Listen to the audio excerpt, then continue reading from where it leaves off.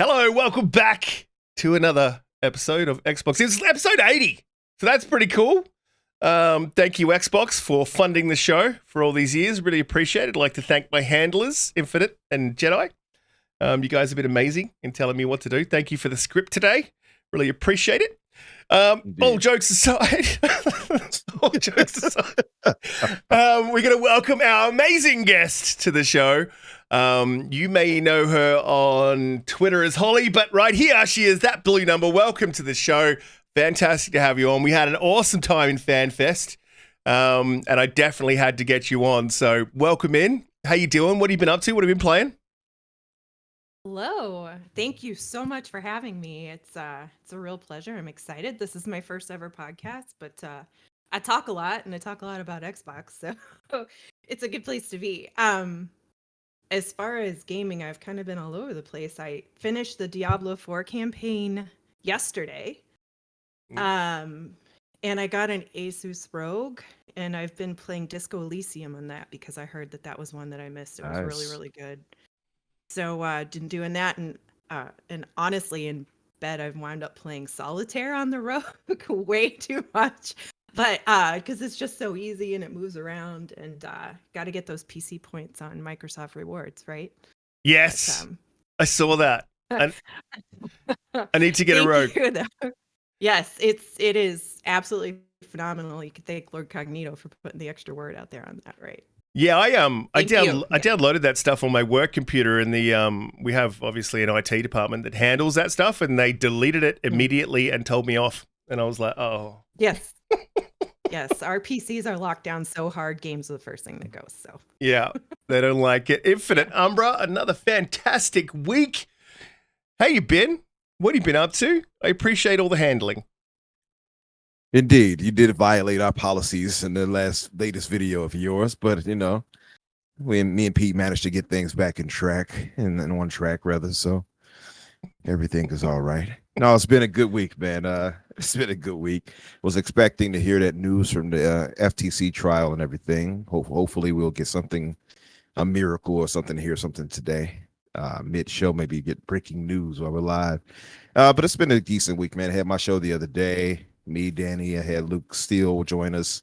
And as far as gaming, man, I've been playing Fist, F-I-S-T, if you all can't hear me correctly. You've been playing what? And I don't want to repeat it.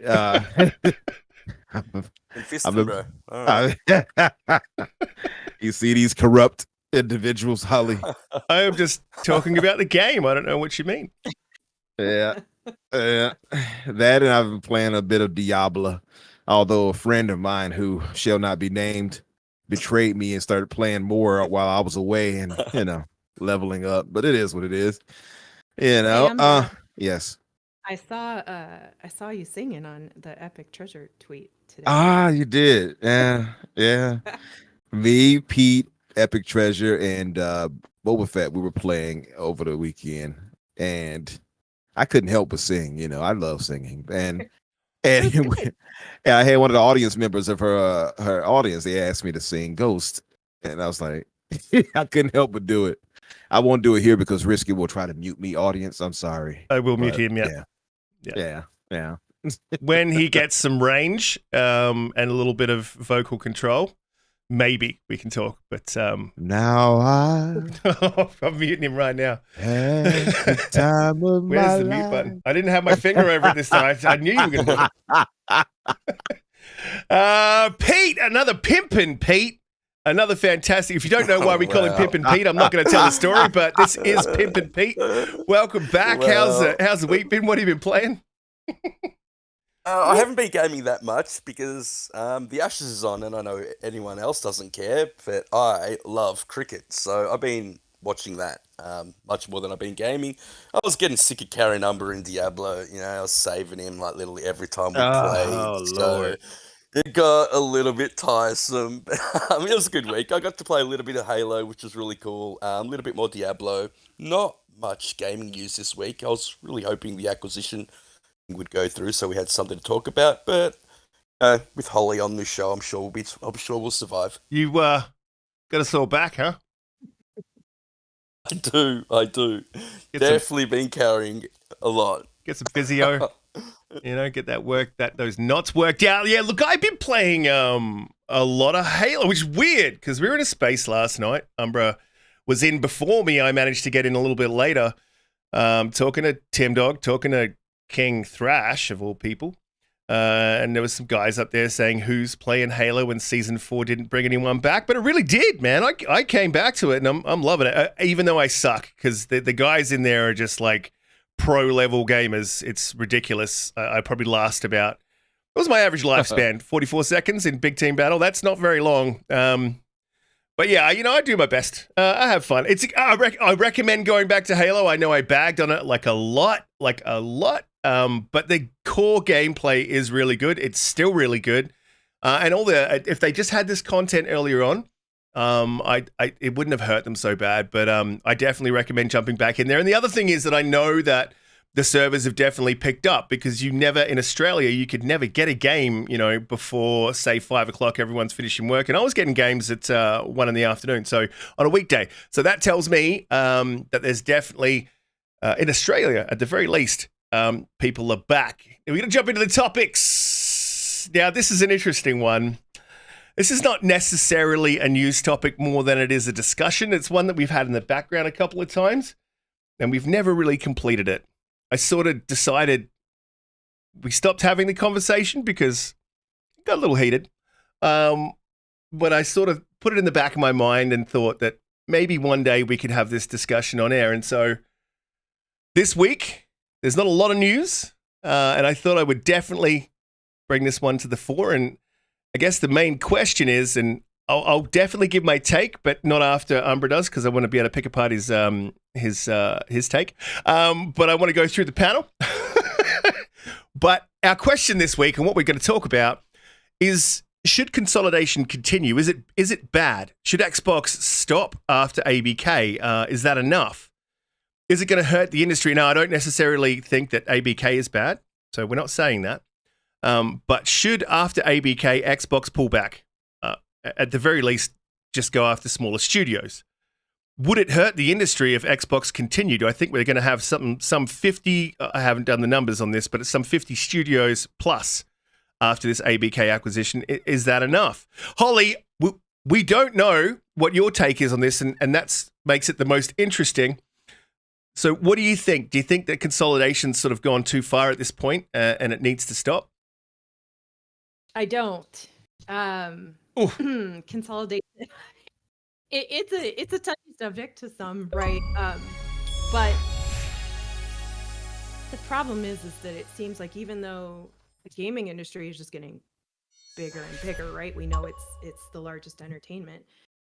It seems way more cutthroat, right? Sony is clearly, has its own business plan on how to stay the market leader and keep that. And Xbox has a different plan to try to move it forward. But what happens to the little guys that are kind of struggling every game to game with their budgets? Because like you talked about Hargeet last week, right? When we met the developer at FanFest from the Falconeer trying to get his game into Game Pass, it's the small guys that, kind of live and die by how well their game gets picked up. And while I'm not maybe as much of a fan with the massive acquisitions, honestly, I would love to see Microsoft pick up Capcom. That would be my heartstrings because I love Resident Evil and Capcom is just absolutely killing it. But I don't think that's going to happen. It's the small ones that I think really do benefit from consolidation and being swooped up and kind of being able to have that constant just fight for every dollar and, keeping everybody on staff that's really important. If you actually, I don't know if you guys ever watched some of the no clip documentaries, but they did one on Arcane. And I know Arcane's kind of in a sensitive place right now, but Dishonored is literally my second favorite game of all time. Both of them, just 2 and 3. I absolutely love the first 2 and Death of the Outsider. But that's a situation where the creator of Arcane left EA, right, to go do his own thing because he didn't like the direction they were going. And he moved off and he said, I want to do this. And they made Arx Fatalis in 99, I think it was. But after that, it was critically very well, but, you know, monetarily wise, it just didn't pick up the right steam, you know, that they could afford. So they wound up working on all these support. They supported for Call of Duty for one of their games. They did 3 games that got canceled along the way. They did a game with Spielberg called LMNO that never came out, and Bethesda came to them and just kind of said, hey, we have this idea for a Japanese game, and we're going to call it Dishonored. Do you want to work on it? And they said yes. So they got swept up by Bethesda and changed it to what we know as Dishonored now. So there is a perfect example of where consolidation has actually helped, because, you know, then they had the budget to do this proper game. Then they did Prey, which is also absolutely insanely good. So I say yes, it is good, but if you get down to, like, you know, if Epic and Tencent and some of those larger ones actually start really taking over, controlling shares, then we're in a little bit of a different situation. Right. So let's say 2K steps in and buys up EA. Mm-hmm. Where do you sit on that? These are tough. Those I'm not necessarily such a fan, but I also can't say no until I see what the game plan is. Like, what do you intend to do with the company? Do you intend to cannibalize it and turn it into more NBA games, or do you intend to support what they're doing? What's the step forward? What's your business plan for the developers and the people there, and what games are gonna, as a consumer, right? All we care about is what are the games that are coming to us? Is it gonna improve or is it gonna get worse? Yeah, well, that's sort of a good point. And you've sort of nuanced it, which I like a lot, because it is a nuanced question. And who was it in the chat? Nighturnal, who said, the way you worded the poll, I want to answer yes and no, as there are 2 questions in that poll. I know, Nighturnal, that is not by mistake. That was by design. I want to see if you guys are just going to be shells, or if you... No, I'm kidding. Look, let's go to Pete. Yeah. He's trying to do anything he can, Nocturnal, to stack the odds in his favor, because I looked at it immediately. It was like, wait a minute. Yeah, you think you're slick. I am slick. But it's because, like, as Holly so succinctly laid out, it's such a nuanced thing, and it can really be a case-by-case sort of basis.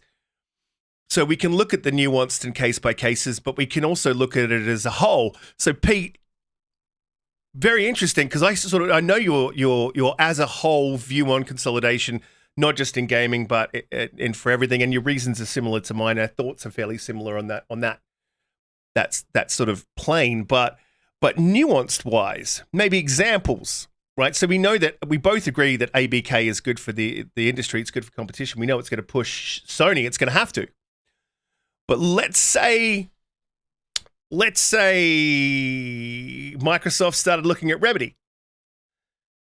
What would that be a bridge too far? Would that be, should they acquire Remedy just based on the size of the studio, what they could do with it, the IPs, etc.? Yeah, smaller companies like Remedy, I don't really have a problem with. I don't. I don't want them to get Remedy. I don't think that they're commercially successful enough when they're making their games to warrant them. You know, if they still had the Max Payne IP, maybe I'd feel a little bit differently. Control did very well. I liked the game, but you know, someone like Remedy, I don't really care for. When it comes to consolidation as a whole, it is incredibly nuanced, and it depends on how I look at it, and depending on how I get to what I believe. I don't like consolidation as a whole. I like third parties existing out there. I don't like the fact that PlayStation fans are going to miss out on Starfield. I wish more people got to experience that game when I'm looking at it from a very holistic view. You know, if I had a PlayStation, I would be pissed that I wouldn't be able to play Starfield. You know, just like I'm pissed that I couldn't get to play mission in Hogwarts, or the fact that I don't get to play Final Fantasy 16. or I don't get to play God of War, or I don't get to play Spider-Man on my console of choice, on my platform of choice, where my friends game. So when I look at it that way, I look at it objectively, then I do have, a little bit of a problem with it. In terms of ABK, I thought about this one a lot. Xbox is so behind PlayStation that they needed to shake things up. They needed a big acquisition. Getting and getting Call of Duty really will do that. And then they can also, because Activision have basically just become a Call of Duty platform, really, they're just using all their small studios to get that out on a yearly basis. I hope that then opens up and we can get maybe bi-yearly basis of Call of Duty, and then get some of, Toys for Bob and some of these other remaining studios and these other amazing IPs to, maybe come to the forefront a little bit. Then I look at it from the terms of people that work there, their job security. Then working for a company like Microsoft, job security's there. If you make a game that isn't commercially successful, you're not going to lose your job. The studio's not going to go under. And so this is why the conversation does become incredibly nuanced. You don't want these smaller companies to continually have to put out successful games, because that's how we get only sequels, and nobody then ends up taking a risk, and nobody takes, will make a new IP, because new IPs are so incredibly difficult to be successful in the market that we've got at the moment. So, and that's why I love Game Pass, and it goes back to, the acquisition of Activision. Maybe they will start making some new IPs and not just focus on COD, year in, year out. So, yeah, I mean, I agree with Umbra sometimes, where I think Consolidation could be good, and I agree with you, Riskit, other times. And I know I hate sitting on the fence, but I think I've made my points pretty clear on why, either or works for me. Well, I think, instead of sitting on the fence, you should just side with me. It could be us two against Holly and Risk. So why don't you just do that? Make it easy. That makes me not want to join. Look, there's a couple of interesting points coming through in the chat as well. And guys, I'm always reading the chat. I don't always get a chance to respond. But there was one that sort of piqued my interest. It was Mark from the Just Gaming podcast. He said, it's okay because Microsoft is doing it, ? So he's asking a question. If you guys want to ask a question, actually, feel free to drop question in front of your question. It will highlight it to me. I will read it out. If you want to super chat, you can go ahead and do that too. But you don't have to. I will absolutely read out questions if people write question in front of their chat. And if you're new here, hit the subscribe button if you haven't already. And if you have, hit that like button. We go live every Friday, 8 p.m. EST, and we're about to really get into this. Before we do, I'll just do the couple of quick questions that I have. AJH, she said, the question is Riskit a paid shill? Well, I've done the video. I think it's pretty obvious now that Microsoft pays me to do that. I wouldn't be here otherwise. I'd probably be a PlayStation. No, I wouldn't. No, that's all bullshit. G Maybe said, my question is, would Microsoft be willing to buy a company that wants a deal like Bungie has with Sony? Well, that's a good question, and we can sort of maybe leg off on that one. And we've got a couple of super chats in there as well that I will jump to, but I want to get to Umbra's view because this is the one that we go back and forth on a little bit. So, well, let's leg off with that. Let's say Microsoft buys, what's a multiplayer company? Let's say they buy. Yeah. Sorry? Yeah, I wouldn't want EA. So I wouldn't want EA, so I couldn't use that one. I'd be like, don't do that. So let's say they buy the makers of Splitgate, right? Doing pretty well. Splitgate, not bad. Not fantastic, but not bad. They buy the makers of Splitgate. Splitgate puts a clause in the contract and says, we do not want to be only first party studio, and we share our IPs out third party. That's the clause in the contract. Microsoft says what? Good luck with that. That's not going to happen. Splitgate does not have the power to do that. They don't. Exactly. See, Pete already knew where I was going. If Bungie was rejected because of that, Splitgate stands 0% chance. That was why Bungie was not acquired, by the way, because they wanted to do what they did under PlayStation. If you want to use Splitgate, I mean, Splitgate basically is a Halo clone. It was made to take on something like Halo, so it's just not going to work. Yeah. So, maybe with something else, but definitely not Splitgate. Yeah, and not I was going to Splitgate. go to Umbra's exact point. Bungie Yep. was rejected for that very same thing. I mean, Sony picked them up because they wanted someone that's really, really good at live service. That's why they paid and overpaid for that. Bungie, I think, what was it, $3.6 billion or something like that? 3.6. It was also for talent retentions, but yeah, you're right. But absolutely, and Pete knew where I was going with it. Like that Splitgate wouldn't work, but I'll get your point on it, Risk. Let's just say a big company like, I don't know, Take-Two. Now, Take-Two, I would absolutely love if Microsoft got. However, I realize that it would make an imbalance. You know what I mean? I get that.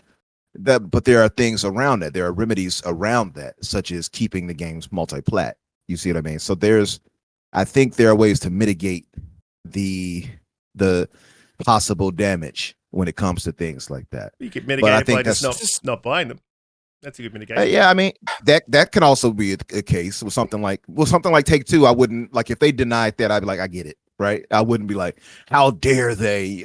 No, I get that one. It's too big of a company, and not even just necessarily big, because it's not as big as ABK purchase wise. It is big in a sense of what it means in the gaming community, right? So that I would understand, with GTA and things like that. So I get that. But Mark asked, would it's okay as long as Microsoft does it? In a sense. No, I mean, I just disagree with that completely. And I think I said it before. I don't want to miss out on God of War. I don't want to miss out on Spider-Man, and I don't think they want I'm to not miss missing out on Call of Duty or I'm not missing out at all. I have me a PS5. I think honestly, what Microsoft needs to do is show that they can manage their internal studios. I think that something like the initiative showed that there's a lot of work to be done in that space, and I think the reason why they picked up Bethesda, they picked up Activision, is because they're proven that they can self-manage themselves, and that's, I think, a really big thing with Microsoft. That and the fact that they also release on all platforms and also released on mobile, so they're the things that Microsoft are looking for now. But if you, say, focus on someone like Asobo, who work very well with Microsoft, they make Microsoft Flight Simulator, they make Plague's Tale, which was, has a contract with Microsoft. Do they pick them up? Then they're going to have to micromanage that team, more than they do so at the moment.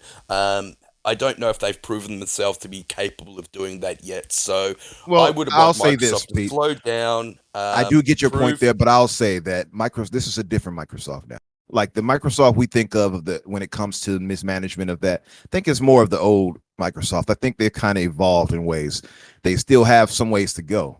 I will say. I mean, we saw some of the management, whether, well, it's hard to say if it's mismanagement, but we saw some what we could consider mismanagement due to the Redfall situation. That I don't really put on Microsoft, though. I'm going to be honest with you. I put that on that's more. That's not Microsoft's fault. That squarely lies in Bethesda's corner. That's exactly what I mean. So that's why I'm like, that's kind of hard for me to put that on Microsoft there, right? Although they should have checked, and trust but verified, as I would say, but yeah, it's kind of hard to put that on them, but I think Microsoft has evolved from what they used to be in the sense of that. Well, and you can say that, but where's the proof in the pudding is yet to be seen. I mean, I haven't seen Fable. I don't know how successful it's going to be. The fact, yes, the Forza teams have always been great, put out really great games, but for, Halo.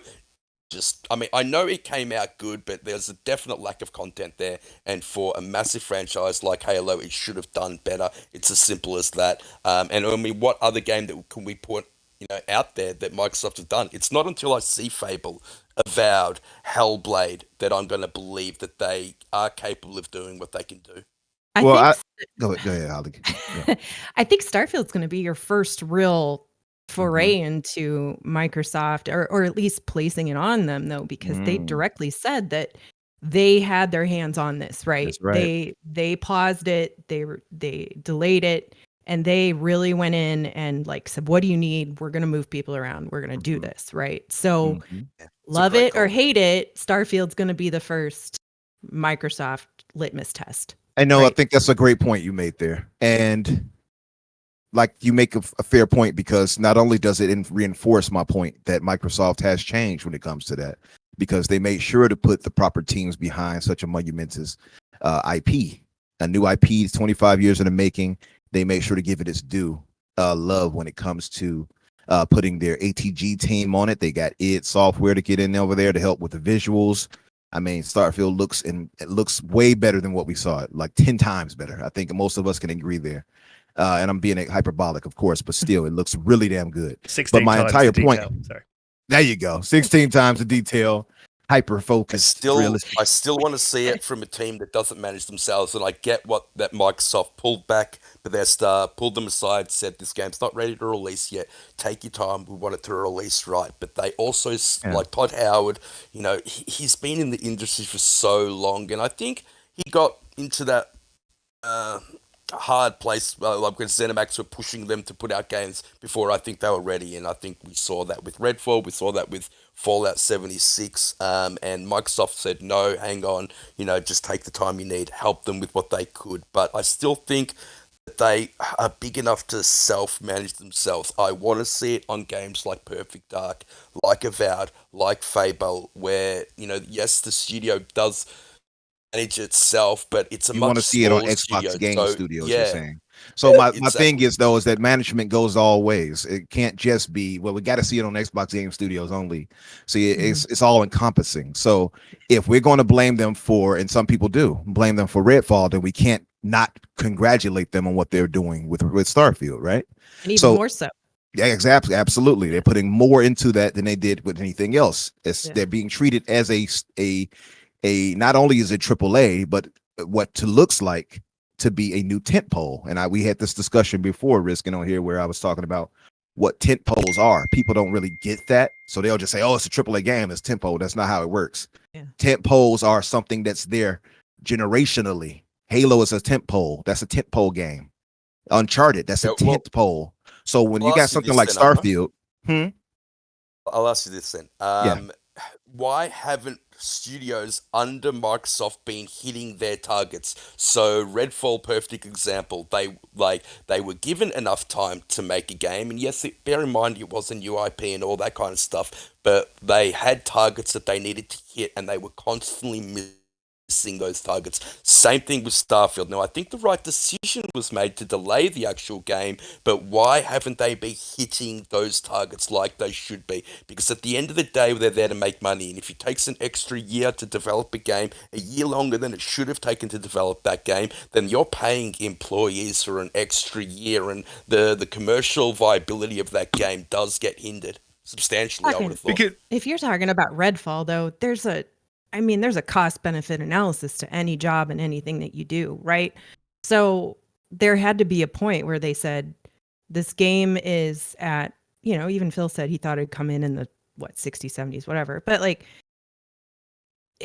there's a point, right, where you just have to say, I'm cutting my losses here. Let's polish it up as best as possible. Mhm. You've got another 3 to 6 months. That's it. We'll put it out. We'll support as much as we can, but on to the next one, right? Because all you're doing then is just burning more and more cash. Yeah. I think, And that's with any game, with any developer under any studio, right? Like not every Absolutely. game hits the mark. yeah, and then sometimes that's what it is. Now, I think there's something to be said about quality control. I think Microsoft has to be better at that. I've complained about that before, where it seems like there is not the strongest quality control that I would want them to have versus somebody like PlayStation. I've said this on the air, and people, turn against me. Oh, PlayStation, not that great. What about this game that we don't see anymore? Oh, okay, what about the games we do see? They clearly do great with their IP. Let's just give them the credit. It doesn't hurt us to give them their proper due. Microsoft, I think, though, is aiming for that, and they're going for that direction. Now, Mark asked in this chat, as you saw, Risk, I'm sure, he said, if how did he put it? He says, question, if Starfield isn't good, will that fall on Bethesda too? If it's good, does that go, he meant to say, to Bethesda or Microsoft? Now, for me, I would think that would go more toward both, right? But clearly in Microsoft's favor, because as we just discussed, they put so much more into ensuring that game is going to come out right. They delayed it twice.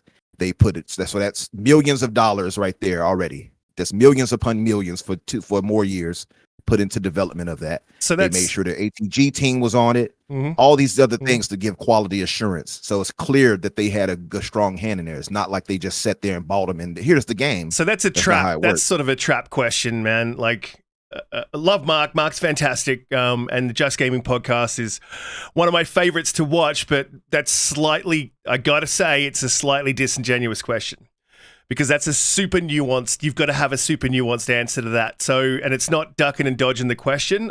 So flat out on this one, if you just wanted to be flat out and go, well, it's on Microsoft's shoulders, the entirety of the thing. And as is Redfall. So the same question could apply to Redfall. And you could, yes, we could say, hey, it's the studio, but you can always say that, right? And Microsoft could have stepped in. There's many things they could have done, but they've done that with Starfield. They've stepped in. We would have had this game, I think, a year, maybe even, a year and a half earlier if Microsoft hadn't have stepped in, given the studio the time. But at the end of the day, it's the studio that develops the game. So it's a bit of a cascading sort of shit rolls downhill effect, right? So if they don't develop, if they don't do well with the time that they're given, then you've got to put that on them as well as you've sort of got to put it on Microsoft. Microsoft just is the publisher. So it's a very interesting thing. We can blame publishers when they take specific actions, like with EA and Battlefield 2042, like God rest its soul. When EA gave them, I think it was like 2 weeks of a delay. Like, what's a developer going to do with that? You can certainly put that on the publisher and say, yeah, that game didn't have enough time to cook. So in that circumstance, you can. So with Starfield, you can say they've given them plenty of time to cook, and so if it doesn't come out and give its best showing, put its best foot forward, then I think it's quite, you could put that on Bethesda, absolutely. But then if it does come out, it does put its best foot forward, then you can give props to Microsoft for that because it probably got its best foot forward due to the delay. So that's not just being an expert. That's just looking at the question critically. It's a really tough one to ask.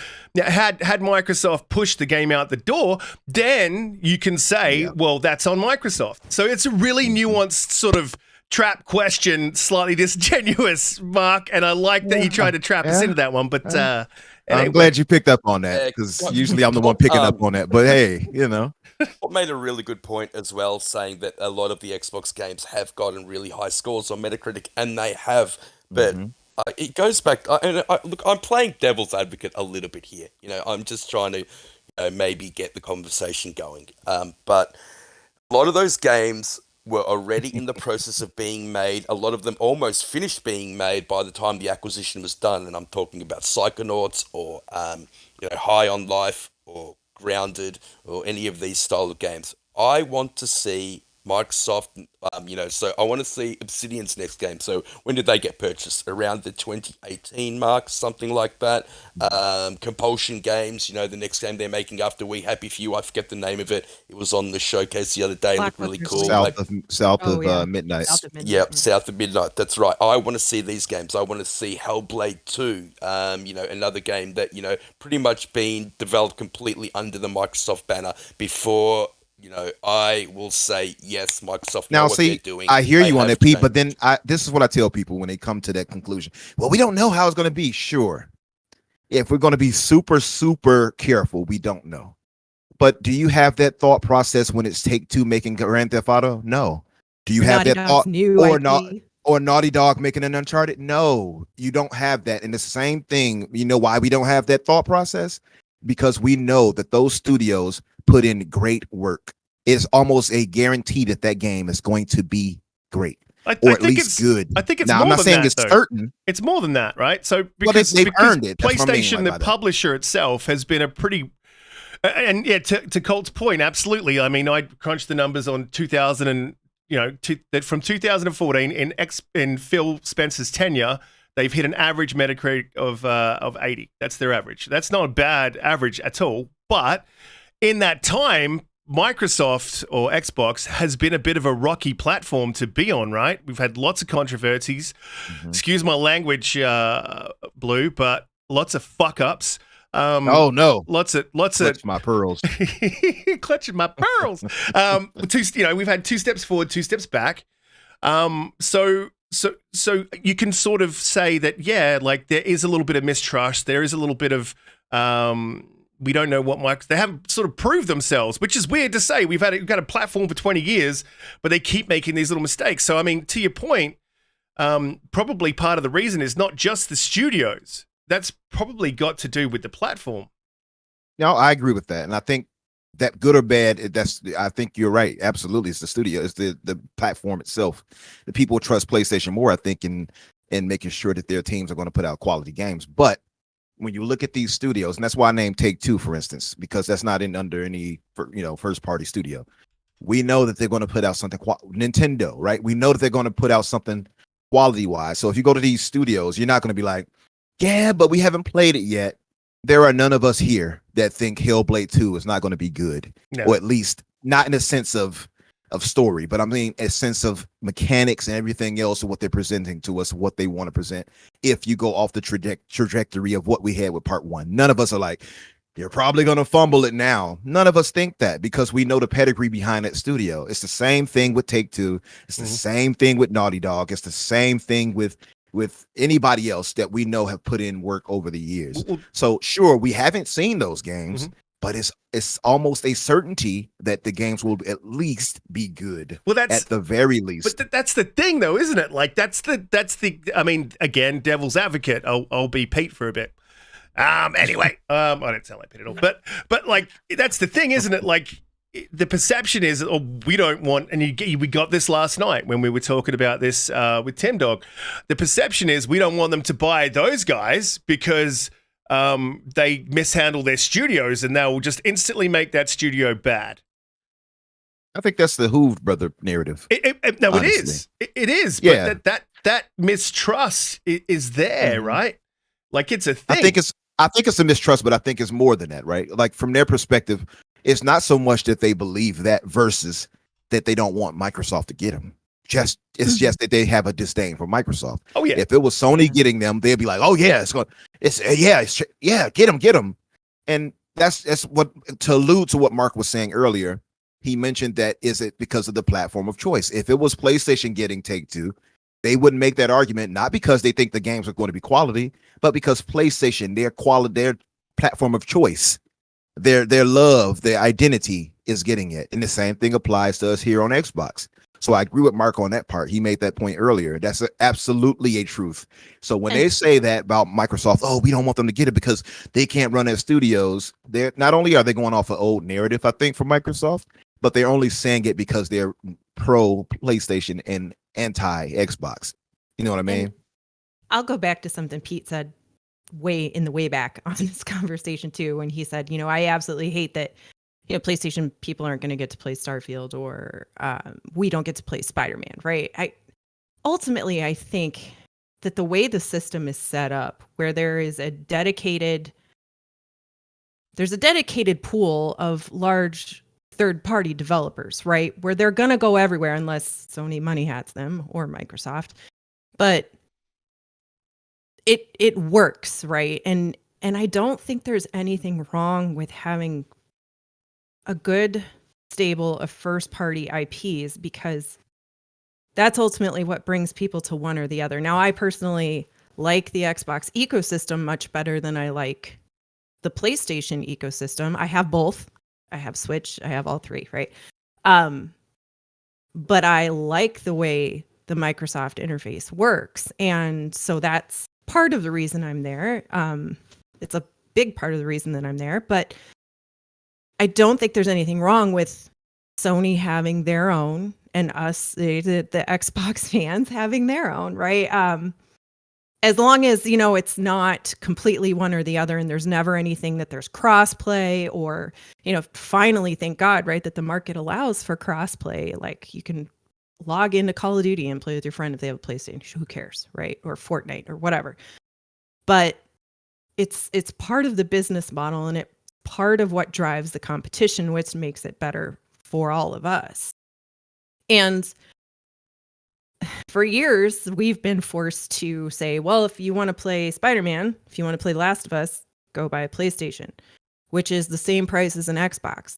This generation, Do you want to come and play Starfield? That's great. Do you have a PC? You could probably play there. And if not, I have this lovely Series S for $250 on sale. Sometimes I've even seen it for $225, right? And I personally believe the Series S wasn't meant to be the primary console. I think it was meant to be the console just to get in as a secondary console for a lot of people. And that's okay, right? It's getting people into the ecosystem. They check it out. They find out, oh my gosh, this quick resume thing is pretty flippin' awesome, right? and then it kind of snowballs, right? And then if you like Game Pass, you try it for $1 this month, right? That's how they get into the ecosystem. But you can't do that without exclusive games. And obviously, I think that if the entire market started to consolidate left, right, it'd be a huge problem. But I think there has to be sort of this push-pull dynamic to keep everybody in competition and keep it good for us. Well, that's absolutely true. And I think, I've said this before, and I'll say it again. The regulators do it. They're necessary. We need them. They need to be, but they need to understand these markets, which it really doesn't seem like they are. And I'm not saying that we need an FTC that's run by Lena Khan, because I really don't think that she's looked at the market or cares what the market's doing or how this creates competition. I think she just has a one-eyed view of tech companies, and that's that. But we need these regulators to regulate like where it's too far. And where it's okay, because you're absolutely right. We had this conversation, we had a very long conversation last night at Party Infinite, and it was a really interesting sort of nuanced conversation off the back of many other conversations. This is great conversation, like one we're having now. But one of the things that came up was exclusives, and my sort of view on exclusives is exclusive. At their heart, they're not good for consumers. But then when you really look at them, what they do is they create a differentiation of a platform, a reason to go there. And there was an argument that an ecosystem is a reason to go there, and that Apple pretty much has that. But we're not playing we're not playing ecosystems on Xbox. Apple, the ecosystem is the main draw. Whereas in gaming machines, the games are the main draw, and they will bring people over. So you have to have it, but you can't have too much consolidation. But you can't have too little. Consolidation can be good. Very, very nuanced conversation. It is nuanced. Yeah. Yeah, it is nuanced. And that's where I'm greedy, right? Because I know the games coming to the publishers or the studios coming to Xbox means that all those games come to Game Pass. So as a consumer, I win in that equation. You see what I mean? So for that reason, now I don't mean everything, but I'm being hyperbolic. But if they have a chance to grab a lot of these, and I'm not going to say that some of these are vertical markets that they can grab, right? They're not horizontal. They're not buying Sony. They're not buying Nintendo.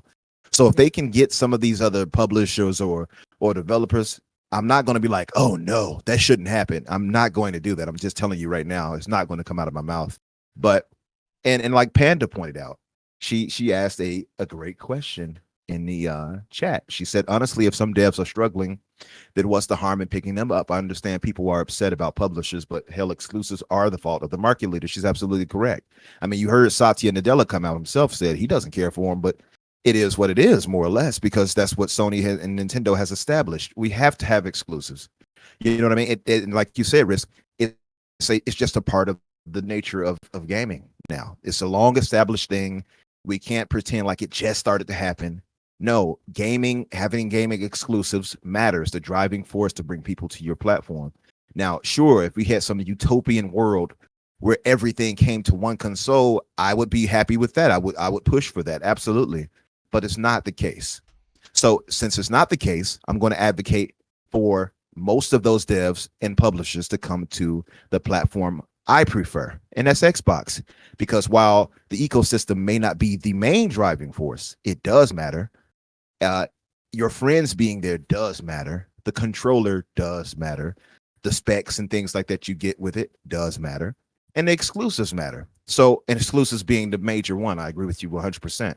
So Halo, for instance, and we had this discussion where MacBound had pointed out that he got an Xbox clearly for Halo.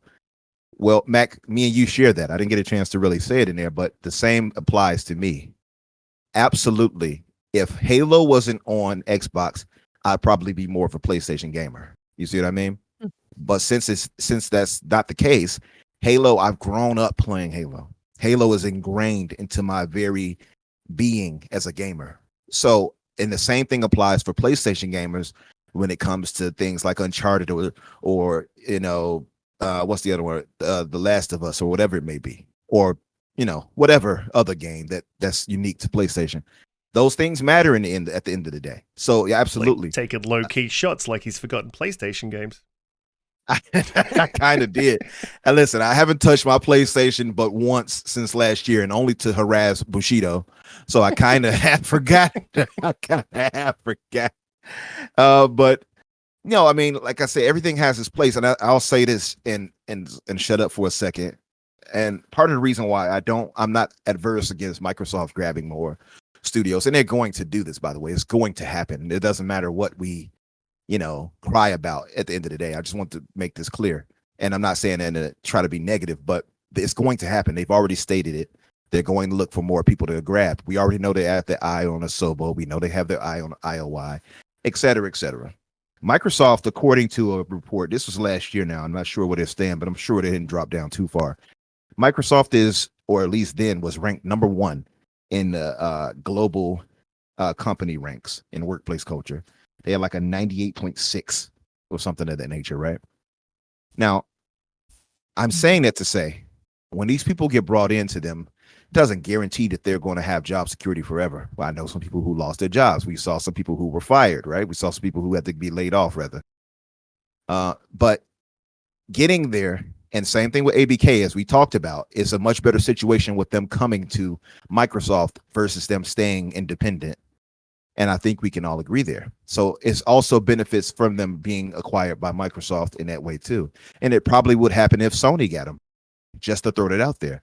So I don't think it's necessarily a bad thing for consolidation, because sometimes it can drastically improve a situation as well. Well, that's nuance.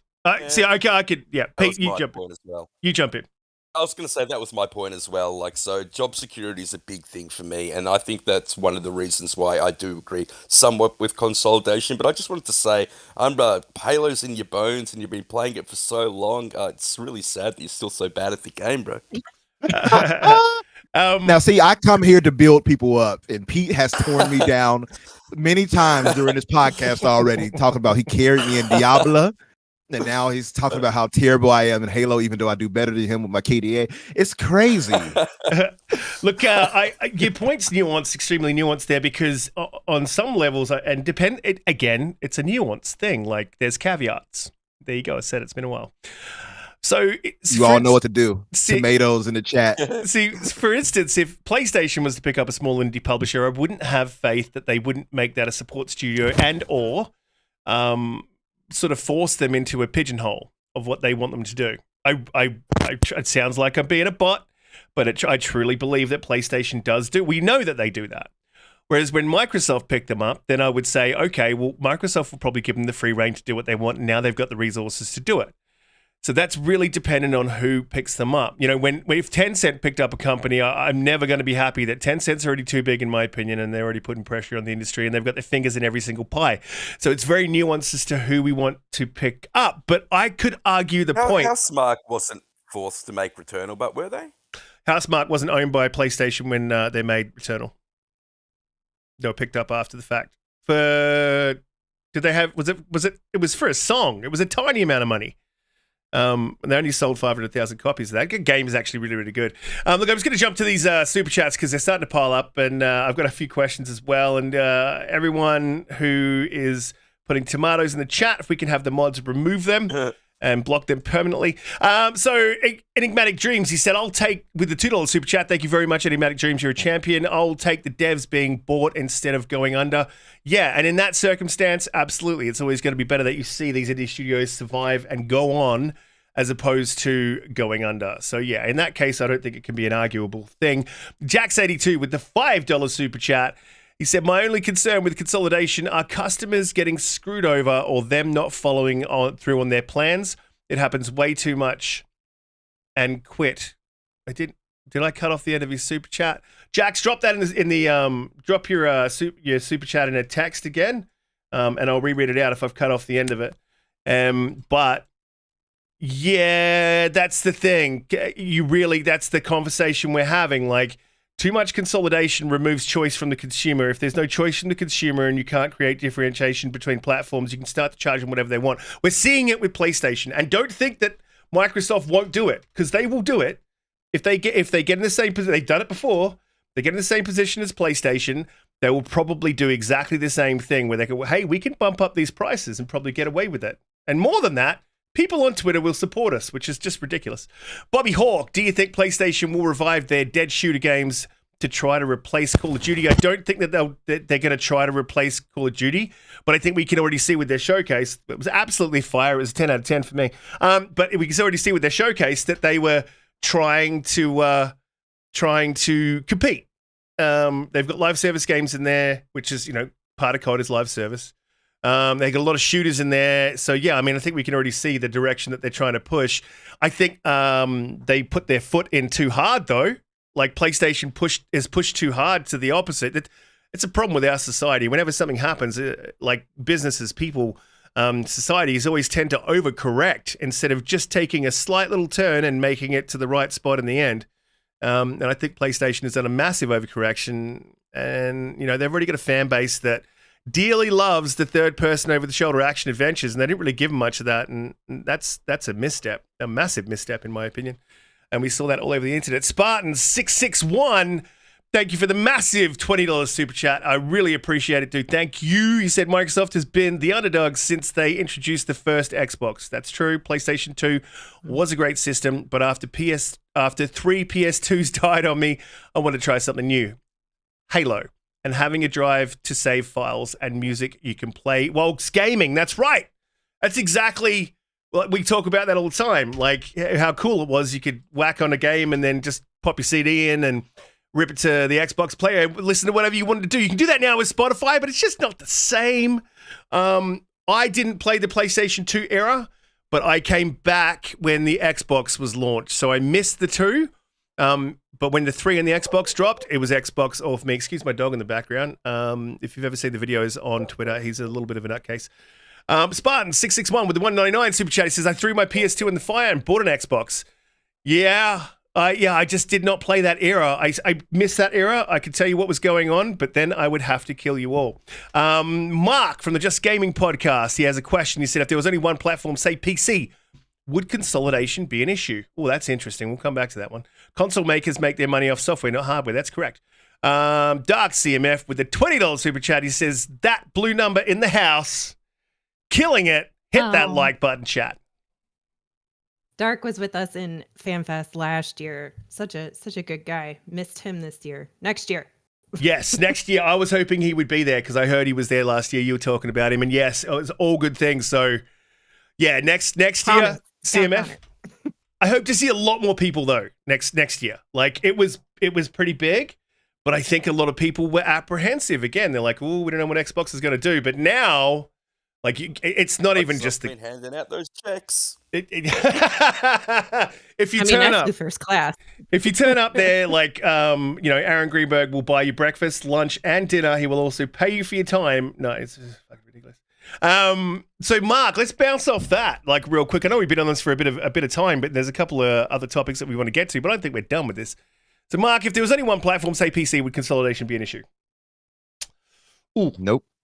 If PC was the only thing, then who would be the one acquiring, right? Because it'll just be third parties acquiring other third parties. But it would. We wouldn't be thinking of PlayStation and Sony and Nintendo in that sense. But it would. So I don't think any of us would. I don't think we would care. That's what I mean by that. Like it'll be other people that we don't care about. I would care. I don't know if you would care as much because it's all coming to your platform, right? It's all coming to PC in that instance. So if it's one software maker that's just feeding the PC, like what do you think those games are going to end up costing? There's one publisher is just feeding you games. That'd be the worst thing. They don't have that luxury on PC. PC you can rip those games. You don't even have to buy them. So they try to do that. They can risk being pirated. Like PC has the reason why it's so nuanced with that is because they can't just be like, oh, we're just going to charge you out the wazoo. Because then they'll find themselves in trouble because people won't buy them. I mean, because look at what PC gets away with now. They don't pay for gold to get online on PC. We do on the console. Mhm. Like, it's so many other things I could, if I really thought about it, that PC gamers do not accept that we are forced to accept on console. And I think I get though what you're saying. Like, yeah, I don't want everybody to be acquired on, from a third party rather, to, have everybody. But I'm just saying, I don't think we would complain as we do being Big platform holders difference. between Xbox and PlayStation, as if we all had everything on PC, because we're getting everything. Big difference between Xbox buying a studio and PlayStation buying a studio is when Xbox does it, the games come day and date on Game Pass. I think it's a massive thing. That's true. But just back to PC, you think that look, yeah. So I don't think you don't need exclusives then. So like, if there's one platform and it's PC, remove the exclusives. You don't need them. So Well, I would argue gaming wouldn't be what it is today if consoles had never come around. Yeah, I agree I with mean, that.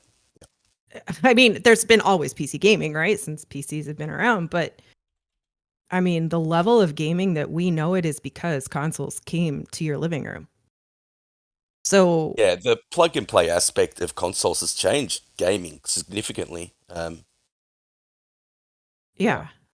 I mean, there's some people who start on PC and stay on PC, but I would say there's quite a bit of people that start on consoles and graduate to PC, right? Because it becomes something that they A rite of love, right? passage, if you will. And matter of fact, I have a friend who I play Call of Duty with a lot, and they have a Series X, but they just went and bought a gaming laptop, and they're just like, I know I'm becoming part of the PC race, but I love it. I can't, he's totally all over that PC, and like he just can't say enough good stuff about it. And so I mean, I feel like that's why the PC market's so huge. So I think Yeah. once you start down that PC path, you stay there. I mean, the amount of Yeah. fidelity you get on games and the frame rate and the graphics and just the mods and the different things that you can do, it really is. You can go as deep as you want into the PC gaming system. But Umbra, you've got both PC and Xbox, and a lot of the time I see you continually gaming on your Xbox. Why is that? Why don't you? Because you can get games on both now. Why don't you specifically stick to your PC, for example? Well, What is it it about goes. the Xbox that brings you back? Yeah, well, I unfortunately do have parties with you in it and other people. No, it's the no, it's the ecosystem. Like things we were mentioning before. It's things that we have just become accustomed to. And it's the same thing for PlayStation gamers. They've become accustomed to that interface, to that controller. Not to say that you can't use a controller on PC, but we become used to that plug and play aspect on TVs or monitors, whatever. You don't have to go through the, as they would say, rigmarole of trying to get your drivers and all that right. Like, PC sometimes is work. Like, I don't have time for that, and I would prefer to just turn a game on and typically it's working. That's just how I like the simpler aspect of that. Now, I lose out on some things because of it, of course. I'm not going to get the best frame rates. I'm not going to get the best fidelity, things of that nature, right? I get that. Maybe not the best resolutions. Understood. But it's a worthy trade-off for me getting to play in an ecosystem I've come to love, gaming without any hassle. You know what I mean? And I think that's what it really comes down to. And in PlayStation's case, they really do have this case deal where they can point to exclusivity. And now some of their games are finally coming to PC, but it takes a while before that happens, right? So I think to PlayStation's credit, that's a smart move because they're going to stack up more money because of it. Versus Microsoft, they're getting those games day and date. So if I was just an Xbox gamer, I think it would behoove me to be a PC gamer versus just an Xbox gamer. I would say that. But PlayStation, that's why PC gamers you'll see have that and a PS5, because those games are not coming over quick enough. You know what I mean? So I think yeah. PlayStation, and it looks like Jim Ryan really wants to elevate the PC market and bring their games over, and I think that's going to change. We're going to start to see PlayStation and PC game. Well, the PlayStation games launch on PC day and date. Yeah, well, that's the way I see them going. They've definitely shortened the amount of time. Say, look between what The Last of Us did and then what some of their more recent games did. The time frame's really shortened down. They might be using a smart way to get it, because obviously their fan base has a lot of problem with that, right? Yeah, But acquiring Bungie and some of these other developers which go to multiplat, that's a way to put it on PC day and date, and then just kind of like sneak in more and more often, right? Like it's only 6 months out since launch, and then it's only 4 months. I don't think they're just going to do a 100% U-turn, right? They're going to start with games that are multi. money doesn't lie, but Holly. What's that? No, that money doesn't No, lie. I And if agree you with sell you. your It's going to games be on day. Yeah, it's going to be day and date for sure. I just don't think they're going to do it all at once. Mm-hmm. Yeah, well, we know what the PlayStation fan base is like, and they're really actively pushing against that. Yeah. But I don't see why. It means that more people get to enjoy your games. The more they sell, the more games that they can make. So I actually think it's a good thing. They're just going to need to slowly bring over those, PlayStation fanboys, over to that thing where day and date isn't a bad thing. And honestly, it's a small percentage, right? It's mostly the Twitterverse, and that's the hardcore Small gamer. percentage, but a very loud one. Agreed. It's even like when we were out to dinner with Jason Ronald one night, and we were talking to him about Lex. I know, right? I got to. I got paid for it, right? We were out with him, and people were trying to sell the idea of a mid-gen console that is super high end, right? Who's the elite people? console. Who's people, Holly? It'd be Riskit and Hargeet, and we could go around the table, right? But they were trying to sell the idea of we want like a mid-gen console that's super high end, right? $1,000-$1,200, whatever. And it's funny because there is a market for that, 100%. Everybody sitting at that table, probably everybody on this podcast, would go out and buy that thing, right? The instant it comes out. But how many people are actually going to buy it? Like very, very few. Mm-hmm. And so it's kind of the same Holly thing. Back more and more risk. Seems to be making my point, bro.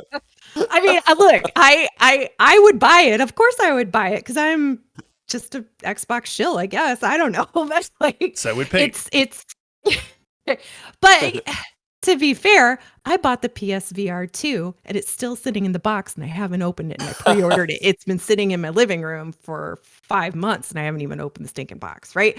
But there's a voice, right? There's a very loud voice on both sides, and I mean, everybody wants what they want, but not everybody gets what they want, right? So or can afford they'll- to get. Are what you they saying? Are you saying that we can't always get what we want? And Yeah, you- Risk. Try to mute. Got He didn't it out mute before you. you got He me. didn't mute you in Did I know time. that Yeah. was coming? Gotcha. Yeah. Yeah, look, and to the mid-gen refresh, discussion. That's, and the thing is, he actually asked the question. Jason sort of poignantly put it to everyone. Show of hands. How many of you want a mid-gen, refresh? And and all hardcore gamers. His exact point was like, I would argue that every single one of you sitting here today is a hardcore gamer. Right? And half of the table put the hand up and half of the table didn't. But every single, like you said, Lou, that half of the whole table would buy that thing. Just they didn't want to have to spend that money. And that was that thought in their head. And I guess when you take it to casuals, like, yes, it's definitely true. But if PlayStation does it, Xbox is going to do it. Pete's knees going to be on the table. In all reality, too, either argument, it's all about the money play, right? Like Sony wants the money from PC, so they're gonna bring their games day and date eventually, right? And to our hardware point on the Xbox side, we all would buy that thing, but we already know consoles are a loss to them every time. But they have to have so many consoles to sell to make it a viable alternative for them. And a million units maybe of a hardcore $1,000-$1,200 console is probably not going to move the needle for them for the cost it would take and the loss. My problem with the $1,000 console is that's probably going to be $1,000 US, $1,500 Australian. It's getting up to PC levels of price, and I just don't know how many people will be willing to do that. And going along what we were talking about before with the day and date on PC, we heard in the court case that the console market has just stagnated. There's really no growth towards it, and so the only way to really grow is through PC and mobile. So I think it's a matter of necessity now. Well, that's an interesting. And I think sorry, Harley. I was going to throw it to you and say, there's a whole nother side of this consolidation conversation based around the ABK deal because, let's face it, the ABK deal is hugely a mobile play, right? So, what if Xbox stopped focusing on buying game development studios as much as mobile game studios, right? According to the gaming world and the gaming market, my mom is a gamer and she plays Candy Crush on her phone, right? Like that's all she does. Exactly. But those are the market, right? That's where the next big thing is. I have a good buddy who has an Xbox, has a PC, but he also plays this Marvel game on his phone with his friends, and he was like embarrassed to tell me how much money he spent on that thing because him and his buddies play on this thing, like, when he's on the go or whatever. And so that, you know what I mean? Like, what if they started focusing more on mobile stuff than buying new consoles? Is that a problem to people? Like, Riskit, you don't like a consolidation. Do you care if they start buying up the mobile side of things? No, because they don't. My concern with consolidation is purely based upon market position. That's really my entire concern with consolidation. So at the moment, Microsoft doesn't have a market position whereby if it buys ABK, it puts them it gives them an unfair leg up. If PlayStation did it, would give them an unfair leg up, and so I'd be against that. Not because they're PlayStation, but because of their market position.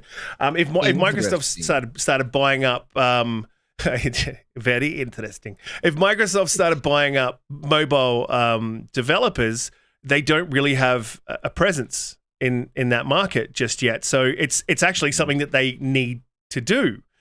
And if anyone believes that, he didn't say this directly, but he might have alluded to the fact that, it's all about mobile.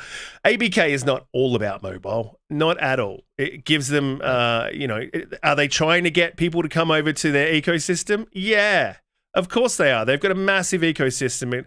It builds revenue for them, and they're definitely trying to get people to come to the console, but they're also trying to make their way into mobile. And that's that is definitely it's a thing as well. So, there's levels to this, as Doc Dark said. There's definitely levels. It's not just one reason, not just one thing, which is why it's so attractive to them. But I don't see them buying up mobile developers as an issue. As soon as they start to get to a market position, like they bought ABK, and they start looking at EA, I would have a problem with that. That I wouldn't want that. But see, they still would be in third place though, Riskit. So wouldn't that go against your claim? Because that wouldn't change their market position. I think I would By the argue way, that bald-headed lady was beating your ass. That's why I was laughing a second ago. She was beating your ass around that table. I just want to point that out. Have you finished this game? No, they beat my ass too. So. This is one of the We're hardest. Not talking about me here. No, this game on the screen. This is one of the hardest games I've ever played. And I highly recommend it. I really love Sifu, man. Sifu it took me a little while to understand it, but once you do, when you start completing moves, you actually feel like you're a kung fu master when you get your timing down. Yeah, it is really dope. I played it on PC, but I didn't make it out of the club. I'll put it to you like that. Yeah, it's not easy at all. But I love the game. But yeah, to your point, I don't think that that market consolidation as a whole in any industry is a good thing. I would always prefer to see competitors build their own. As I know it sounds like I'm a PlayStation guy right now. I would always prefer competitors to build their own organically, to make it really, just to give you that caveat. But But that's just not a realistic view. Like it's idealistic. That's not realistic. Realistically, for companies this size to compete, cost versus risk versus what their outlay, it's just a no-brainer. You need to buy up studios that are already successful to give you the base that you need.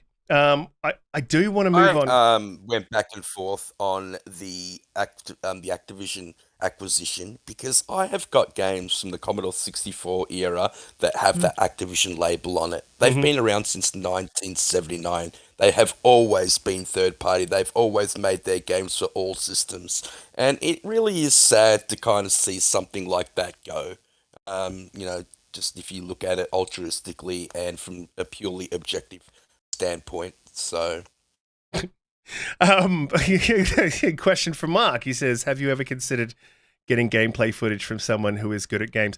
Mark, I've literally almost 100% of this game. I've only got to do the challenges in the ring, and I will definitely do that. And Mark, if they ever do a versus mode, a PvP in this game, which I hope they do, I will most definitely invite you in and beat the living shit out of you digitally. But thank you for your question. I appreciate Happy birthday, Assassin.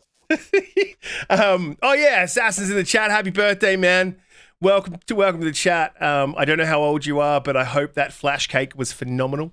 I think he said he wasn't getting a flash cake, but you should. As is customary, we all have to sing him happy birthday. Holly, we'll start with you. Holly's like, what? No. She's like, the way my vocals are set up right now, I can't quite, Happy birthday, Assassin. Happy birthday, brother. Yeah, happy birthday. Look, we do need to move on, but before we do, because we've been on this topic for quite an amount of time, I didn't think we'd go over so long on it. But Zakari, who I've hung out with in Spaces previously, so welcome to the show, Zakari. He said, you're a real G for your performance on Twitter today. Well done, sir. Xbox will do a refresh. If the PS5 Pro is the same price as the Series X, Xbox would have to respond. Yes, they would. And Pete's knees would be snapped off and placed upon my table, shaven and well moisturized. I hope. How come you only read that out and you don't read Panda's quote, which says they're not going to be doing a mid-gen refresh? You typically only read out the stuff that agrees with you, but you're just going to be wrong, bro. I'm sorry. Definitely not. I'm just going to have to take it. Now, which kneecap are you getting, Risk? Because I'm getting one of them. So. I want the right. I'll take the left this time. Yeah, so I got your right kneecap the last time, so it's only right. Riskit will just be actually giving his kneecap back, or getting his kneecap back, because I already own it. So, that's fair. I just want to point that out. Yeah. I'll have 2 Australian kneecaps over here. It's not true. It's evaporated and I've returned. But Assassin's 25, so awesome. I remember that age. I don't actually, but we won't go into why I don't remember that age. But it was a fun age. I can definitely tell you that. Look, I want to go to the poll as well. Should consolidation continue, and should Microsoft stop? We got 44% yes and 44% and 56% no. So I think, a lot of these guys want to see some more consolidation within the industry from Microsoft's perspective. But I mean, I could put that poll back up and say, should PlayStation stop? And I'm pretty sure we would get 100% yes. So, I'm just saying, there's levels and levels. I'll end the poll, and we'll definitely move on to the next topic. We've just got a few little topics that we want to go through this week. And one of them was, and it's Fable related. And if you don't know, and Umbra didn't know, that my favorite franchise of all time is Fable. Like 100%. Love that game. Spent a lot of time in the game. Fable, it was amazing. It was like this when it was released. Peter Molyneux, when the first one was released, I was super excited. Didn't quite live up to my expectations. When he dropped Fable 2, he corrected all the issues, and that game held me for a very, very. Red Dead Panda says nope. Fix the poll. Panda, no, I won't. He purposely did that, Panda. That game is by design. That game was amazing. Loved it. And I don't know if you guys haven't had a chance to play it. I recommend going back to it. I don't know if there's not an anniversary edition for 2, unfortunately. But I mean, if you can put up with the graphics, it's just it was groundbreaking. You would change as you went through the game. Your appearance would change based on the actions that you took. So if you were a dick, then you would start looking like a horned beast. You know, you'd grow horns and you'd get evil looking. And if you were good, you'd start to get a halo. And it would honestly love that game. You could kick chickens. There was an achievement for kicking 100 chickens. So you were encouraged to abuse animals, which is probably not a good thing, but it's a video game, so I don't think you're going to get in trouble from the RSPCA anytime soon. But anyway, Fable's Peter Molyneux has recently revealed more information about his upcoming game. He's got a studio called 22 Cans, and he said it's extremely similar to Fable, and that it's more of a Fable-esque type game. I'm pretty excited about this. I don't know how far away the game is. And if you don't know who Peter Molyneux is, I'll just fill you in. He was the head of Lionhead Studios. That was a Microsoft studio for some time until they shut it down. Mismanagement, Consolidation Bad. Umbra, going to you. You excited about this game? Do you think Peter Molyneux he does have a habit of being hyperbolic? Yeah, he does. I mean, it's part of, I think, it's his charm, though, right? But as I said when we were talking about it, for one, I didn't know that was your all-time favorite game or franchise. But yeah, no, I look at it in a few ways. It's good to see him coming back making something. I am unsure, though, after all this time, how effective or how good the game could be, because I think any developer or studio head or creative mind like that not creating for a long time either puts them out of place time-wise on what is relevant in gaming now, or any creative process, versus where we move to. I think we've evolved so much in gaming that I just don't know if what he puts out now would be something we're like, oh man, I have to play that. So I think it depends on a few factors, who he gets with him, and if he can rein in himself a bit. Also, I would say the budget. If he has a solid budget and a clear vision with quality people around him, then maybe. But I feel like after all this time, whatever he turns in might not be well received personally. Yeah. It is crazy, though, to see his creation, going now into the hands of Playground. So, and it is, I'm just hopeful that turns out really, really great. And I think it will. But yeah, it's just, I just don't know if I have the faith to say, yeah, this will be good, whatever he does. I just don't know. I think it's been a while. I think that's wait wise. and see for me. I think that's a very wise sort of take. When you look at Glenn Schofield, the creator of Dead Space, and then we got Callisto Protocol, he did have a big budget, and he still sort of didn't achieve what he had achieved with Dead Space, I would argue.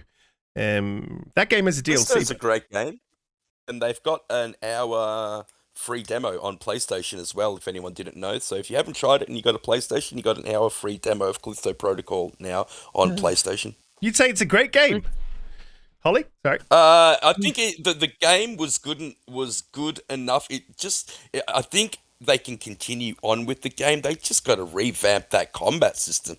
I know they tried to do something different, but the whole dodge mechanic in that game is just broken. Sometimes you just get hit and there's no way of avoiding it. So it's a frustrating game, but I enjoyed the story aspects of it.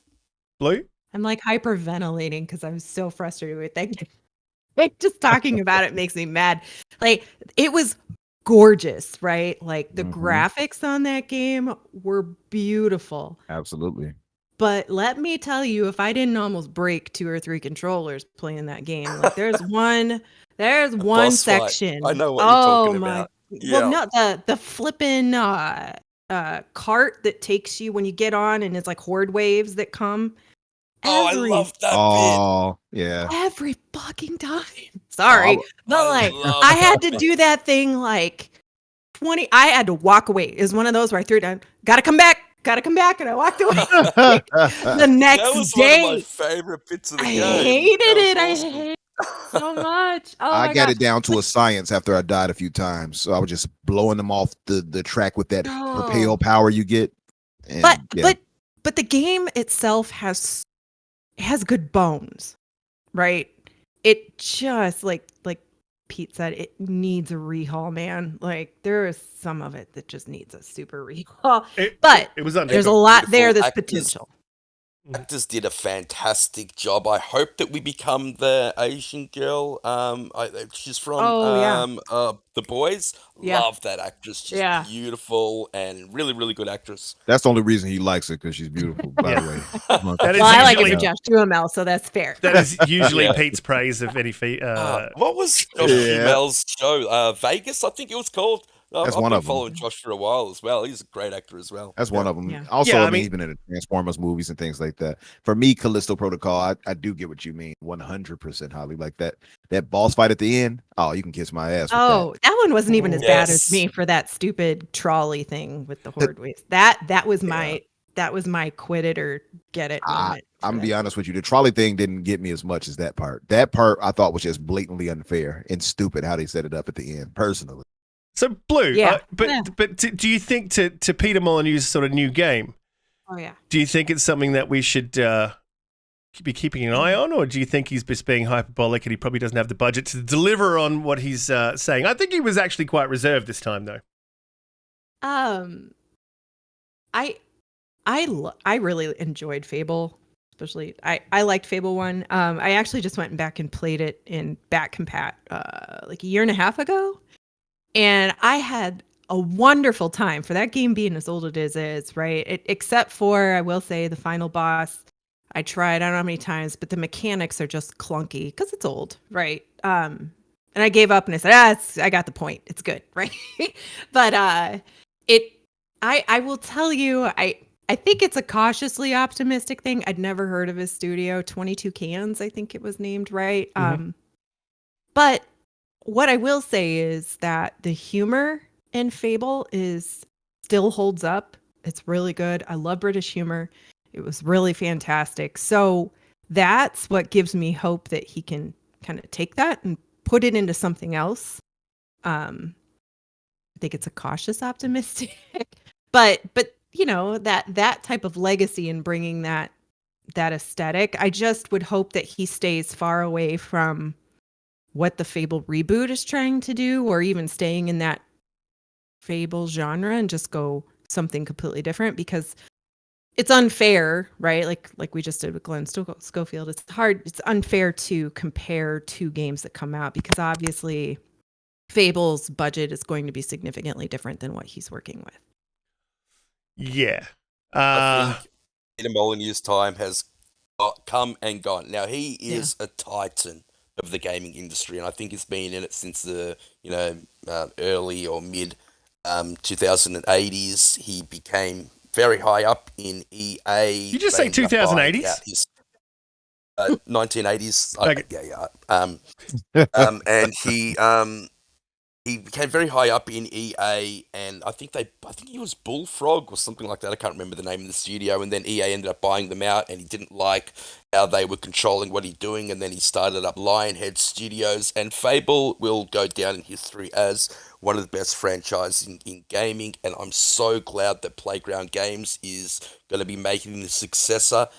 In terms of Peter Molyneux and the games he's been making with 22 Cans, they've basically been mobile games. None of them been very good. I think a couple of years ago, he lost me when he was designing that blockchain game. I hate everything about NFTs. I hate everything about blockchain. I think it's a disgusting predatory tactic. And I just don't have any faith in him anymore. I'm sorry to say that, because like I said, he is a juggernaut of our industry. But look, I was looking up this new game. It doesn't say what platform it's going to be on, but like I said, everything that 22 Cans has made in the past has either been on, iOS or Android as a mobile game. I think he's put one of them out on the Switch. So I have no hope for this game. And I'm with you there. if you're looking for a Fable game, just play Fable. the Fable remake Yeah, from right. Playground Games. Was there a timeline on this? I didn't see any timeline. No, I couldn't get a No date. specific one. Yeah. Now they're assuming that it could be the game from 2019 that Pete is talking about. But even when you read the description of it, it's like the workshop tinkering industrialist sim, and I'm like, no, thank you.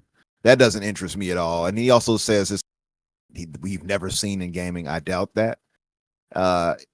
he's cautious not to tell us too much this time. But I think I don't know if that's because people have criticized him for that, or because he doesn't quite know what he's going to.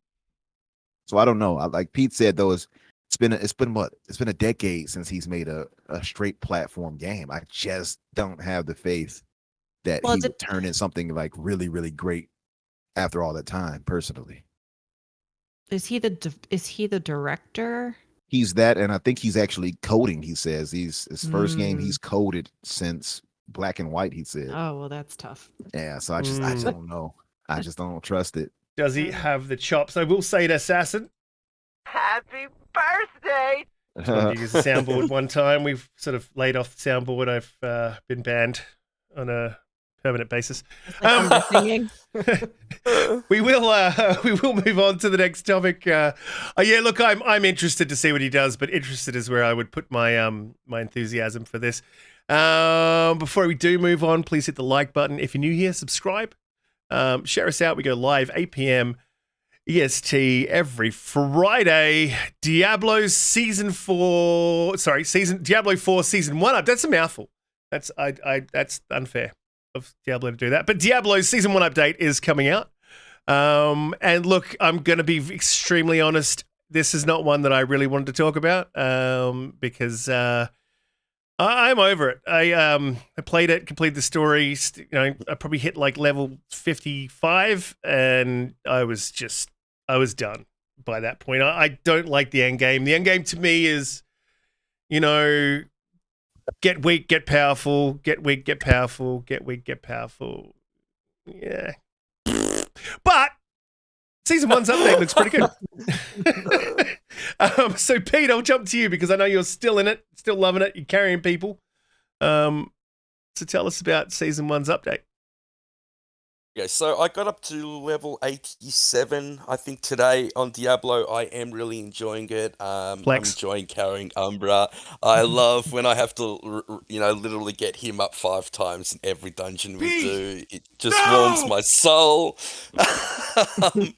But I have hit a wall. I'm not going to lie. So I'm running around the level 50 nightmare dungeons, and I'm doing them, and it's fine. I can get through them. Pretty much every time, but as soon as I go up to that level 55 where I'm facing, level 105 monsters, I get one shot. And I mean, I really don't think there's much I can do about it as a rogue. I've tried to fix my build numerous times and I'm kind of stuck. So, this Season 1 update have these things where you fight malignant enemies, and if you kill that malignant enemy, it has a thing that you can put in your weaponry or in your rings or in your amulets, and it's very much akin to a gem, but it's going to what did the guy say? That they're super powerful and will change your build like extensively just by putting a gem in. So I'm really looking forward to that. I'm hoping that it will elevate, my build and, push me up a little bit so I can take on Uber Lilith and I can take on these higher tier dungeons because it has got a little bit stagnant at this point. Yeah, for me it's pretty stagnant. Blue, you just sort of finished it. How are you feeling? Are you done, or are you going to move on to Season 1? Is that it's good timing to finish it, by the way? Yeah.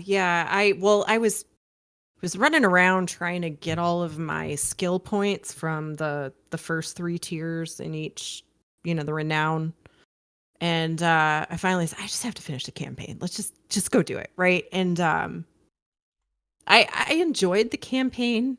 What I will say is I thought the cut scenes in the last act were really good, but I don't know how much I'm going to go back to it. It does sort of feel a little monotonous, and I will I do sort of have this like, you must do all side missions, right? Like clearing things is very satisfying to me, but at the same time there's just so much, I don't want to call it bloat, but there's a lot of extra in this game, and I don't know how committed I am to it. For some reason, Call of Duty, I've never played Call of Duty as much as I played Modern Warfare 2. I don't know. I just keep going back. I'm a I'm a glutton for it in between games because it's just kind of easy. So the battle pass system in Call of Duty reminds me very much of what they're trying to do with this season 1, which makes sense, of course. But I personally don't see the interest in the cosmetics in Diablo like I do Call of Duty, and it's ironic because you can actually see your character in Diablo, but you can't see them in Call of Duty. But I don't see the point in paying for that battle pass. I don't know if any of you watched the 45-minute video that Diablo did yesterday with Rob Ferguson and a few other of the leads to try to explain how the season 1 stuff works, because on Twitter people were pretty hot and bothered about the fact that you have to start a brand new character for the season realm. When it's always been There that wasn't way. much, was there, Holly? Honestly, apart from the malignant stuff, they really didn't add much. They need to work out the cosmetic. inventory system. Yes. Thank you. Thank you. It drives me bonkers, and I run around with gems in my bag because if I pick up a new piece of gear that's way better and it's got slots, I don't want to have to portal back to town to go pick up a gem and put it in it. So I carry those around, and I know that that's supposed to come in a different update to put But it in. why like, your season 2? consumers. Why have Yeah, they pushed exactly. that back to yeah? Yeah, that's ridiculous to me. And there's just and honestly, my experience in Diablo before this one was fairly limited. I hadn't played a lot. So this was my first really deep dive into it, and there's a lot that I just still don't understand. I finished a campaign, I was level 51, 52, and I feel like I mostly got my $70 out of it. Mm-hmm. If I play the season 1, and I'm not saying it's not a bad game at all. It's a good game. It's just probably not my favorite style of game, or one that I feel that dopamine drip for going back to. But if I do play the season, they just updated in this video that they did that they're actually going to carry over your renown from the map that you had to this new character, which is new. They said that it's, Is that they enough? went in and, well, they said you're going to be super overpowered now when you start season 1. Still In this gonna new, be a level 1. no, you're going to be like a level. Well, you're going to be a level 1, but you're going to have like a lot of renown points that you wouldn't have had. So you're going to have a lot of extras, right? But I think you also have the renown that you collected already around the map, and the Lilith statues as well. Yeah, yes, the those Lilith boosts. statues, the Fog of War is lifted as well on the Yep. map instead of having to do That's that whole good. thing. That's a It good is thing. good. Yeah. It is good. I don't know if it's enough for me. That makes me feel a little bit better. But if I go back and I play season 1, which I probably will do, I feel no incentive to purchase the battle pass. Now, I felt that way at first too, right? And the problem for me is that this right here is close and it's getting closer to Starfield. So my thing is, I'm going to get it. I'm going to play it, but I wonder how long I'll stick with it, because it does now, the grind that we're doing now to get to 100. It does feel just repetitive, and you start to get stale after a while. You want to move on to something else. Yeah. So what I'm doing is supplementing that by playing other things along with it. Halo, carrying that, or playing Fist or whatever it may be. But from the details I've seen here with this new season, there are some interesting things. I'm looking at the game rant breakdown. So they point out that it's a new menace after the events of the main story. So malignance affects practically all living things, turning them into bloodthirsty, mindless foes. A new character, blah blah blah blah blah. So you get these malignant enemies, caged Does hearts, it and actually new powers. say blah blah blah blah blah? Yes, for word. So so enemies can randomly spawn instead of regular Yada, yada, yada. throughout all of Sanctuary. They drop a malignant heart upon defeat. So when you get them and you use a cage of binding on that malignant heart, it sounds very complicated. I'm sorry, y'all. You will spawn a stronger version of that elite. After you beat them, that's when you'll get a caged heart, and a caged heart is like a jewel piece. Pete and Holly and Risk. So you'll get to slot that into your armor or to your jewelry, and it gives you different power buffs that we didn't get in the main game. So like, typically you get a skull or something that gives you better armor, or if you put a gem that would give you like critical strikes, right?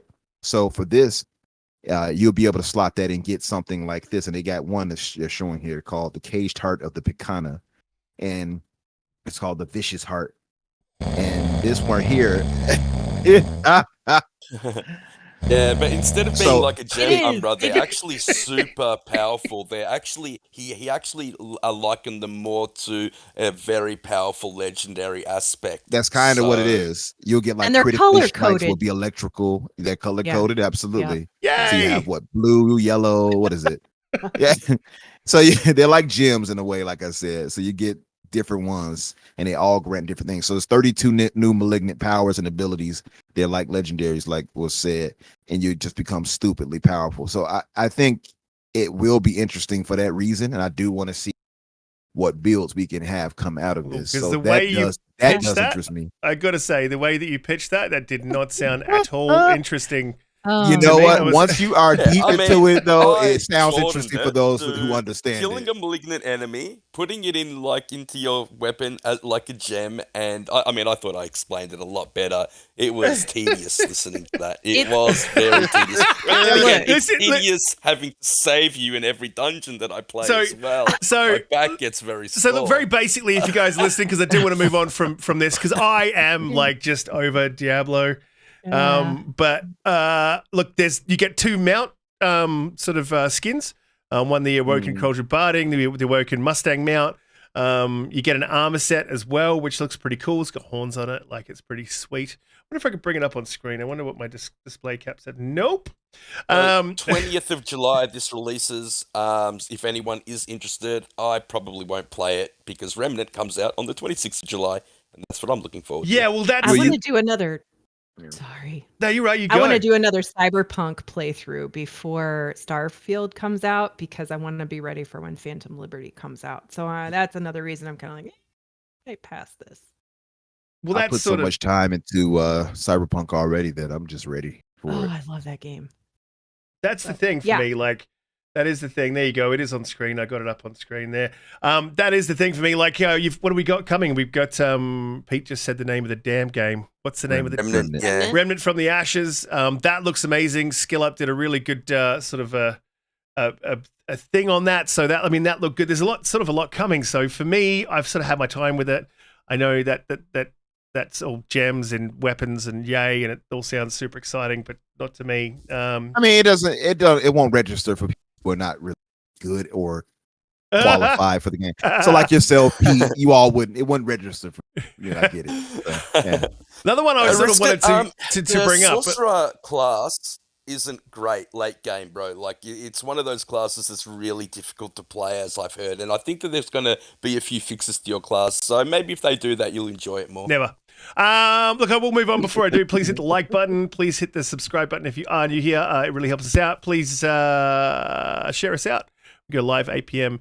EST every Friday, and we do appreciate absolutely everything, including these super chats. One from Shooter with the $10 super chat, Australian. He says, "Hey everyone, here is my donation for being absent and late in the last couple of weeks. No need for that, man. We just appreciate when you are able to come, and I know you're a very busy man. You've got a lot of stuff on, so thanks for supporting the show, Shooter. You're a champion." Mr. Joanna Dark said, "Will Chunky Sonic All-Star beat Elephant Mario Wonder in sales? What's the panel's opinion?" So quick fire round. We'll go round.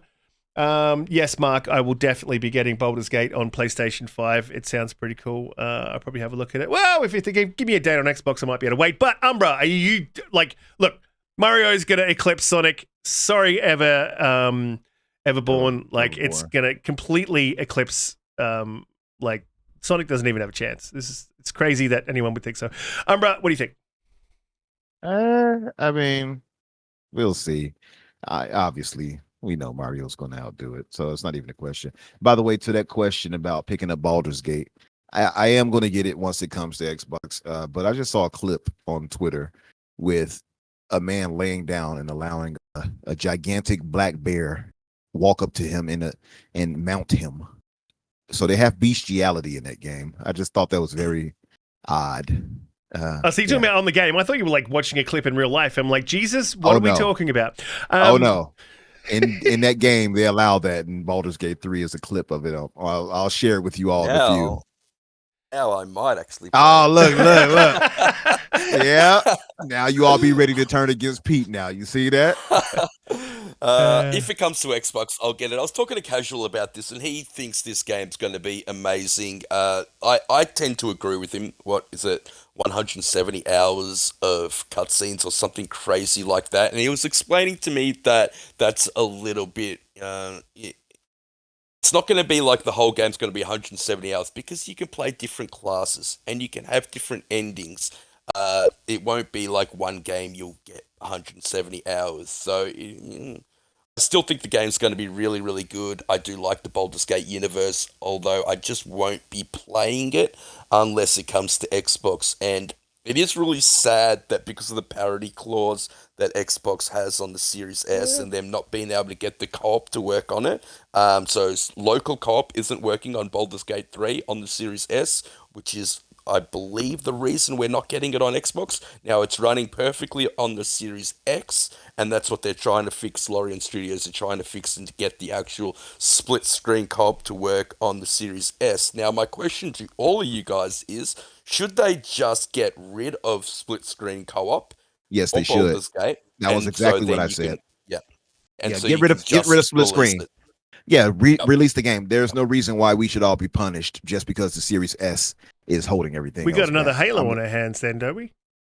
In a sense, we do. But this is going to keep even though the occurring right here. PlayStation will have it, like even though the PlayStation will have split-screen co-op. Even though they'll have it, I don't care. Well, hang on a minute. Hang on a minute here. Hang on. This is a little bit not in line with your previous views. And I will add that the views of Umbra do not represent the views of Xbox Infinite. My views represent Xbox Infinite in full. I want you all to know that. But hang on a minute. We're all for delaying a game when it's not finished. Mm-hmm. Well, that's it. Like, we're all for delaying a game when it's not finished. But that game is finished. Not because it's not finished. The game actually is finished. Exactly. The problem is they're just so they're working with the engineers at Microsoft now trying to get the game to work, and they are having massive problems doing so. So they've moved the game forward to August on PC. They moved it back on PlayStation to September, but there is absolutely no release date on Xbox, and the problem I have with that September 6th, right? And then aren't they bringing it out on the same day as Starfield? They are. And that makes sense. I understand why PlayStation would want to do that. It gives them something that, to their players to play, to Starfield, and that shouldn't be the case because it is a third-party game. And my problem is, and it's always been with these type of games, that once they release on PC, once they release on PlayStation, there will be problems with the games that they're gonna have to fix, and that's just gonna push back the Xbox version even further. But that goes to my point, though, where Riskit was saying, well, you want to delay games until they're ready. Well, this game is ready. This isn't a game fault.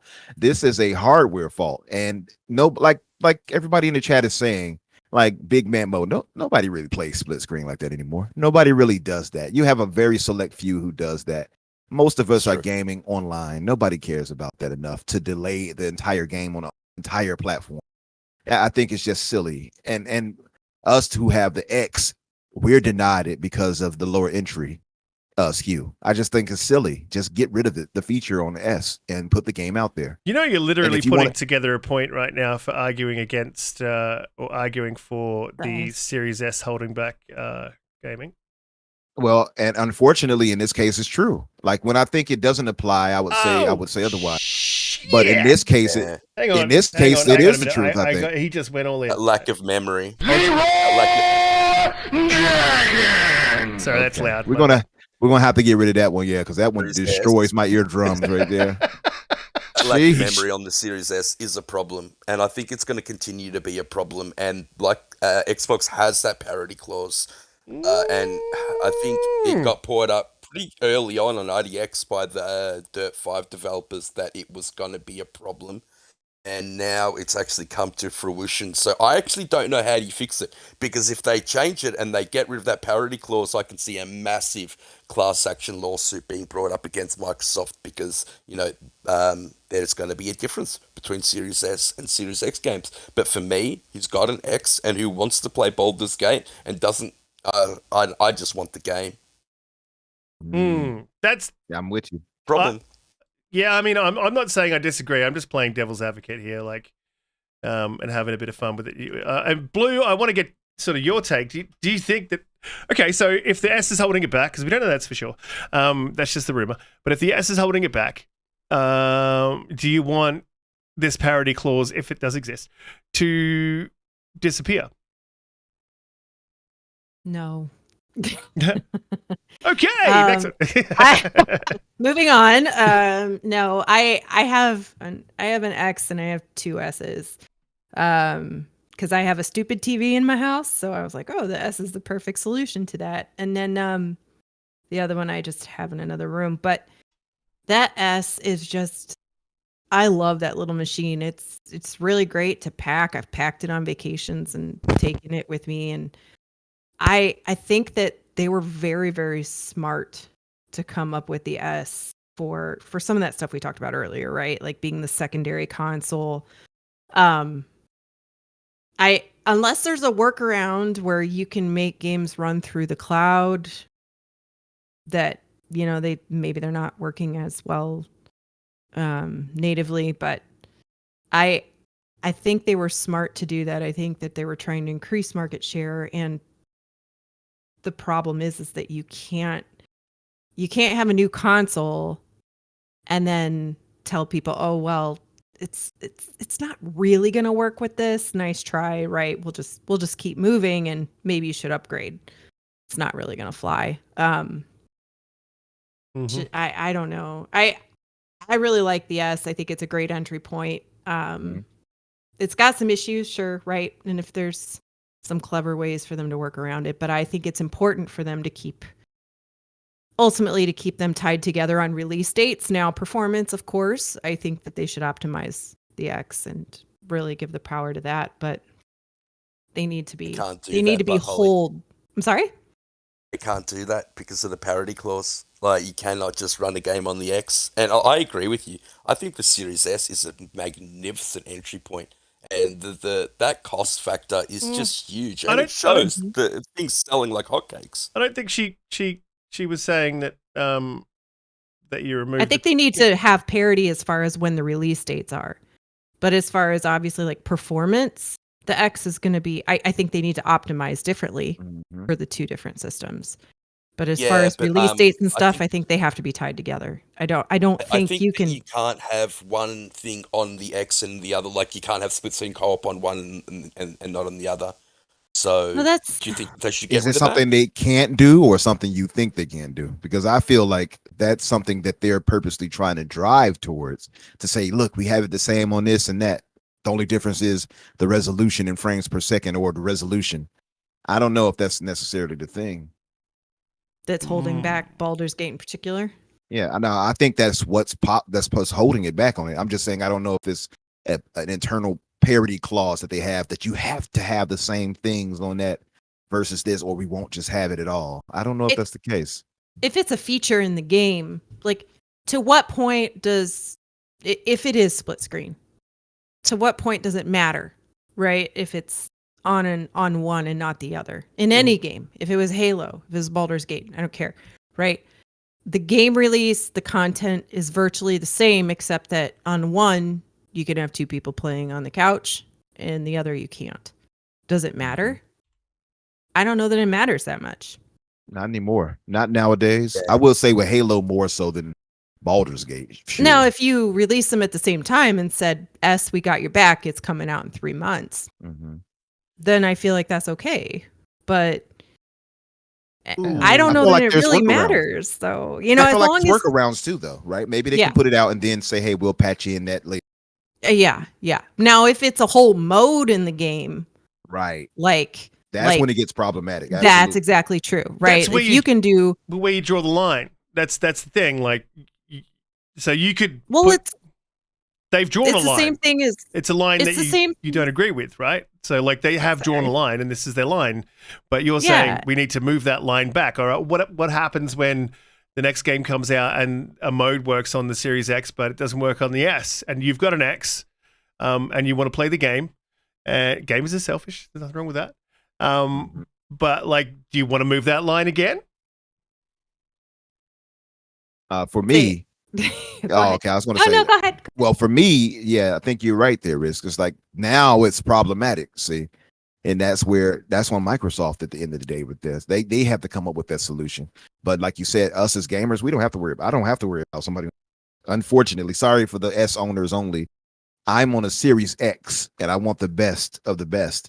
It's Mhm. like I'm looking at it as a PC gamer will probably look down on us on Series X. Yeah. I don't want to be hindered. I'm sorry to say it like that, but I do not want to be hindered by the S in any capacity, if that is the case where, this hypothetical here. So it's to me, Emotional, damn it. in this case, it's unfortunate, but that's on Microsoft. That's a Microsoft issue. It's not for me to figure out. That's for them to figure out, and they better not hinder me. And they said they specifically said the engineers work around that fact, and there was a lot of people pointing to that 8 gigabytes of RAM just not being enough. So I think it has 10, but you can only use 8 of it at that bandwidth, and there lies the problem. And it seems to be with co-op games. They did give 'em so more. whether that be split screen or whether that be like Borderlands 3. So a lot of people that were playing Borderlands 3 were getting not enough memory things coming up on their screen as well. And I don't know if this is going to get any better, because it seems to me that Microsoft haven't been able to solve this issue yet. So what do? Do you recall the S's or beef up that, that Oh wait. 8 gigabytes of Oh, you can't RAM? call them. I just how do you do that? How do you do that? And what do you Well, I say tell you to how the you do people it. that already bought an S? I can tell you exactly how you do it, and they've been working on it, and they've sort of, I think we've heard in this trial with the FTC that they've sort of, xCloud hasn't been successful in the way that they've tried to implement it, but that doesn't mean that it's not a successful or useful tool in the toolbox for Xbox. And I think that they can utilize the cloud to bolster the Series S. They just haven't quite utilized it correctly. They do. We know they have a cloud studio that wants to work with developers. But that's a very interesting thing. I mean, I don't think you can do that third party though as well, because you would need to develop your game in that way with those features and that in mind. That's what you would do. I mean, maybe that's what they're doing in the background. Maybe they're rolling back some of this and saying this will put in the cloud and this will put on natively. So that's a possibility. That's something that can be done, but I think it's really only something that's very likely to be done by first parties. Well, and if it's multiplayer, playing on the cloud is going to be pretty sketch, right? As far as latency and. Well, it depends on what you stream in. So if you haven't got the memory bandwidth, you don't have to run that multiplayer or those co-op code through the cloud. You can still do that natively. But let's say you take some of the bandwidth off and you stream in the open world with textures. Mm-hmm. So you natively have your wireframe put down, and then you stream in your assets texturing in the open world sort of as you move through the game. That takes a lot of load off the CPU right there. So there's lots of things that can I think be done, but I generally think the S. Yeah. I wonder how that would work. Licious Munch pointed out the fact that you can use all 10 probably like gigabytes now, and he's right. So Microsoft did update it, I think last year sometime, and so it's basically shared, and it's up to developers on how they use that now between the GPU and the CPU. But like in Baldur's Gate case, it seems to have not have worked, and it's not like the Microsoft developers haven't been down at Larian Studios and trying to get this fixed, and it still seems to be a problem. Now, I don't know how long they've been working on it. I'm not sure if they're actually able to get it optimized in the future, but the lack of anything coming out of that studio or anything coming out of Microsoft is a problem. I want to hear exactly what's going on. I want to hear if I'm going to be able to play this game, and I don't.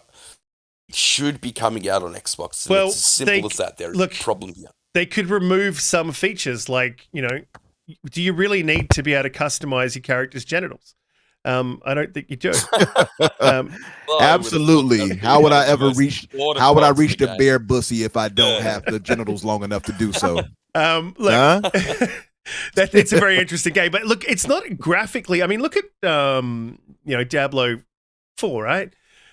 I mean, I think Diablo 4 graphically looks to me, just from one of the screenshots that I've seen, and Mark, you could probably correct me because I do know Mark has played it in early access. It was an early access on PC. I don't know if it still is.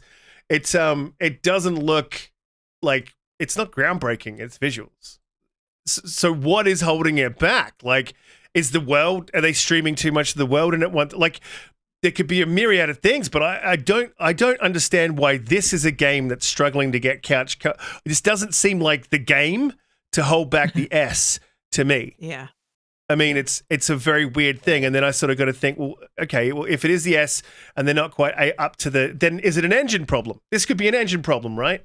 This could be lots of different things. It doesn't just have to be that one thing. It is just the memory. It is just Series S. I mean, it probably is. Probably just an optimization problem. And Larian Studios isn't a big studio by any stretch of the imagination. And the fact that they're working on 3 different consoles and 2 different SKUs on the Xbox at the same time probably isn't helping. But I just think we need a little bit more information from Microsoft to tell us what's going on. We do know they're working on it. We got Steel Rain in the chat. What's up, brother? Now, he says literally most people complaining when they play the game, which is true. The game should release on all platforms as is and move forward with future updates. That's the way I see it.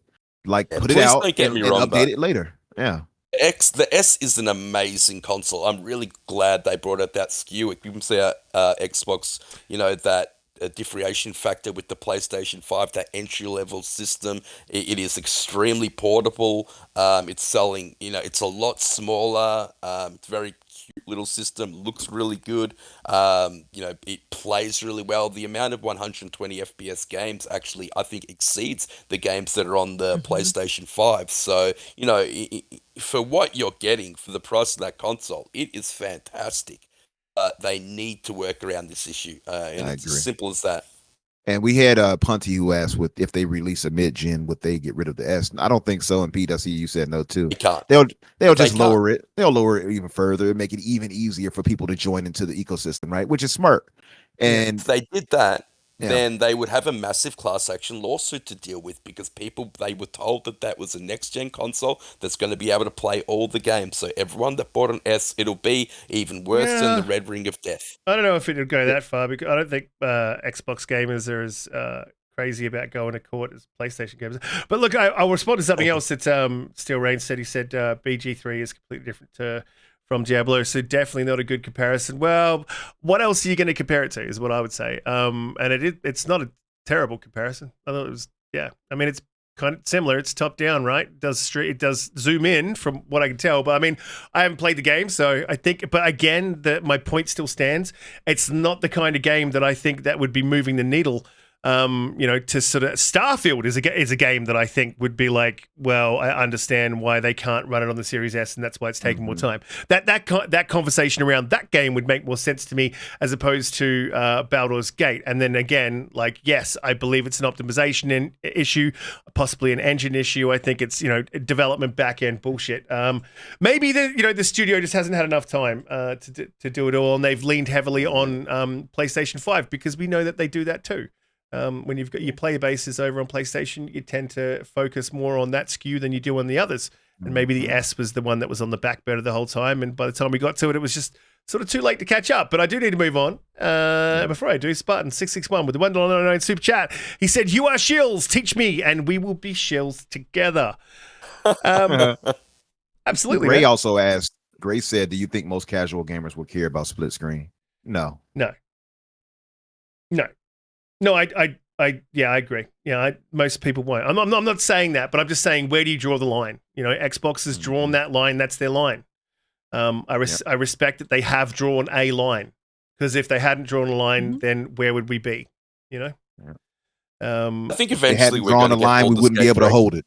Yeah. And the difference between Starfield, the difference between Starfield and Baldur's Gate is that split screen. That split screen just doubles everything. You know, it doubles everything on such a little console, and it's that I think Malicious Munch put it in as actually being a memory bandwidth problem as well, and I think he is right. What a malicious munch. No, he said imagine Starfield multiplayer. Absolutely. I actually had a discussion with casual guys, and he was like, but it would be so nice if we had multiplayer. You could play it. Yeah, that actually would be pretty good if you did.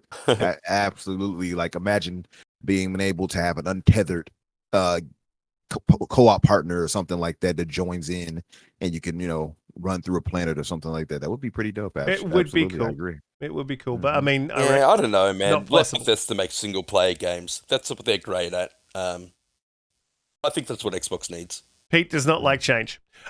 We got to move on to the next. We got to move on to the next topic because we are running out of time. And I had hoped we would get an announcement from. I'm not going to lie. Yeah. I'm not going to lie. I've been checking. We haven't got any announcements yet from Judge Jacqueline Scott Courtley. As soon as we get one, if it does come, I'll Isn't let it you know. past 5 p.m. Just on a Friday? It's 9 here, 9 o'clock, 9:10 rather. Yeah, it's Yeah. 7 their time. is 7 their time. Mm-hmm. Gosh darn it. She has released results at 7 before, though. So, it could happen. Yeah. She might just drop it, and then Dropping Florian. like it's hot. Yeah, Florian's timeline will just be filled, absolutely filled. And then we'll have a space It'll be that filled regardless. yeah, we'll have a space that goes for 5 hours and no one else gets to talk. He eventually let people talk maybe 40 minutes after you had left, I think. Oh, did he? Oh, Yeah. I gave up. I had a question. I'm like, all right, I'm out. Yeah, look, long-winded, I would say. Well, I love Florian. He's amazing, awesome dude. Florian, love you, dude. You're a champion. But just maybe cut it down to anything you describe in 20 minutes. See if you can cut that down to 10 or maybe 15 just to get started. ID at Xbox. We got a bit of a demo fest coming. I just wanted to let everyone know about that. It's not really a topic of conversation that we can sort of go over, but I did want to point it out and say that there was some demos. We've got a demo for Demon School coming from Necrosoft Games.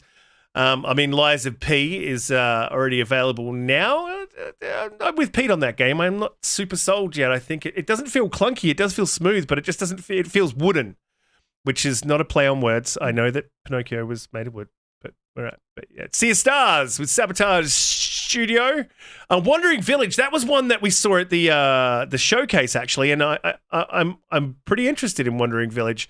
It's sort of a city building simulation game on the back of a giant wandering creature, and you build your settlement, and you're gonna survive. It's sort of a survival game, I think, and it's all poisonous plants and stuff, and you've got to farm, and it looks cool, actually, just a good concept. So it depends on where they take it, but I'm interested. They got my attention.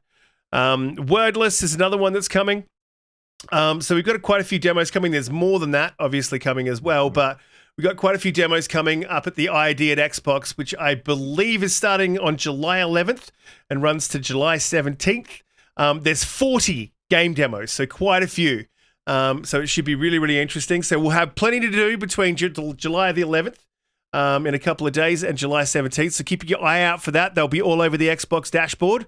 Sort of sound like an ad, don't I? And sign up to Game Pass immediately. I wonder why you sound like that. Gee. Did I say the right things, handler? You guys can tell me. You said the right thing. You can tell me. You did. Perfect. Yes. Now I've got to throw some slander Xbox's way. The Xbox Game Pass is now $2 more. Oh God! With all those demos, though, I think the value. Now, look, that's more PlayStation's back. I was gonna say. I gotta say here. We had these conversations for a while back in the day about what we thought would go up, and I don't think any of us picked that they would all go up. I think we sort of picked this, that. None of us were convinced the console would go up. We're like, they definitely won't do that. Well, they did.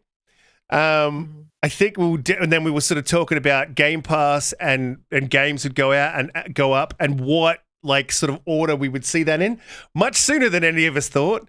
But I think we did pick the order. I definitely, well, I know I did. I definitely thought games would go up first because that made sense because they would follow suit with PlayStation. Didn't think they would put Game Pass up until like back end of this year or after Starfield came out. That was my thing. I guess it's pretty close. Oh, it wasn't far away, but I think the value's still there. Like, I don't think it's lost. I mean, I'm not being a shill. Thanks for that check. Phil just handed me my check. But I think it's still got the value, right? You got Starfield coming, and I think from here on we're going to see the cadence. Yeah, I'm not terribly pissed off about this. Blue, what do you think? Do you think that $2 more is a bit of a bridge too far? No, I don't. I mean, they have 3 tiers, right? They've got the console only, and then console and PC, and then there's 3, right? I don't even know because like what I do, which I would recommend everybody do, is to check for 3-month gold codes and then convert those to when you put in the code that you purchased for the 3 months of gold, it goes automatically into converting it to Game Pass Ultimate. And man, I bought like 2 months of Game Pass Ultimate for $8 the other day. So I'm paid up through August 2025. However, when you look at what the PlayStation Plus costs or whatever tier you're actually going to pay for, you know, they have gate tiers for back compat and demos. None of them include day and date, right? And our tier, like the Xbox tiers, don't include day and date is on this, but not that. It's just simply where do you play, right? Do you want to play on both, or do you just want to pay for PC, or do you just want to play for a console? Yep. It's still a fantastic Also miss deal. out on EA Play. Yeah, and it has EA Play, exactly. The only thing I do wish that Xbox did do with their Game Pass, I mean, I know a lot of people are clamoring for the family plan. I don't have other people in my house, so I don't have to worry about it. But I know that's a huge one, and It's all it's right, totally Holly. You're understandable. part of our family now. Oh, We'll get love into you the family guys. plan. Yeah, love you too. We'll be a part of the family plan. You pay all of it, but we'll all. Okay, all right. Well, I'm paid through 25, so as long as at 25 we switch spots, then There I'm we good go. with that. Right. Pete, you'll be up next after her. But Yeah, you know, I actually thought. Sorry, I was just gonna say real fast. My last point though is I really wish they would offer like a yearly buy ahead. PlayStation does that. That would be and nice. I would just rather give you $120 or whatever it is for 12 months up front and not worry about it. That's my point. Yeah, you could do $50 like for 36 months in advance, right? Like you could do 3 years worth. Like, but I would like if they extended that a bit. But now that they have this dollar option back up, Microsoft knows what they're doing. So if you all have not done that trick, look it up right now. If you are close to expiration on your Game Pass, or if you're not signed up yet, $1 and convert Xbox Gold, games with gold or whatever, gold should I say, convert that over. You'll get a conversion rate of that. I think like 3 months maybe of Game Pass Ultimate for like 6 months, and you do that for 36 months.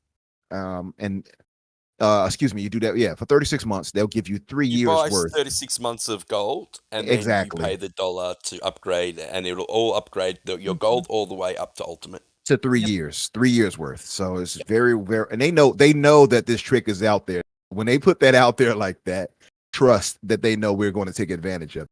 So do it, take advantage of it. I had just actually re-enrolled, if you will. So I'm updated until the end of next year. So I don't think I can actually do it right now. Unfortunately, I think you have to let it expire. You can't be an active subscriber, I think, for it to work. Unfortunately, I think you're right. but if you all have not done it, or if you're close to expiration, try to get that done as soon as you possibly can. Yeah, I did it when they first announced it. So I think I got a year of ultimate, like when I just paid for gold with the $1 upgrade.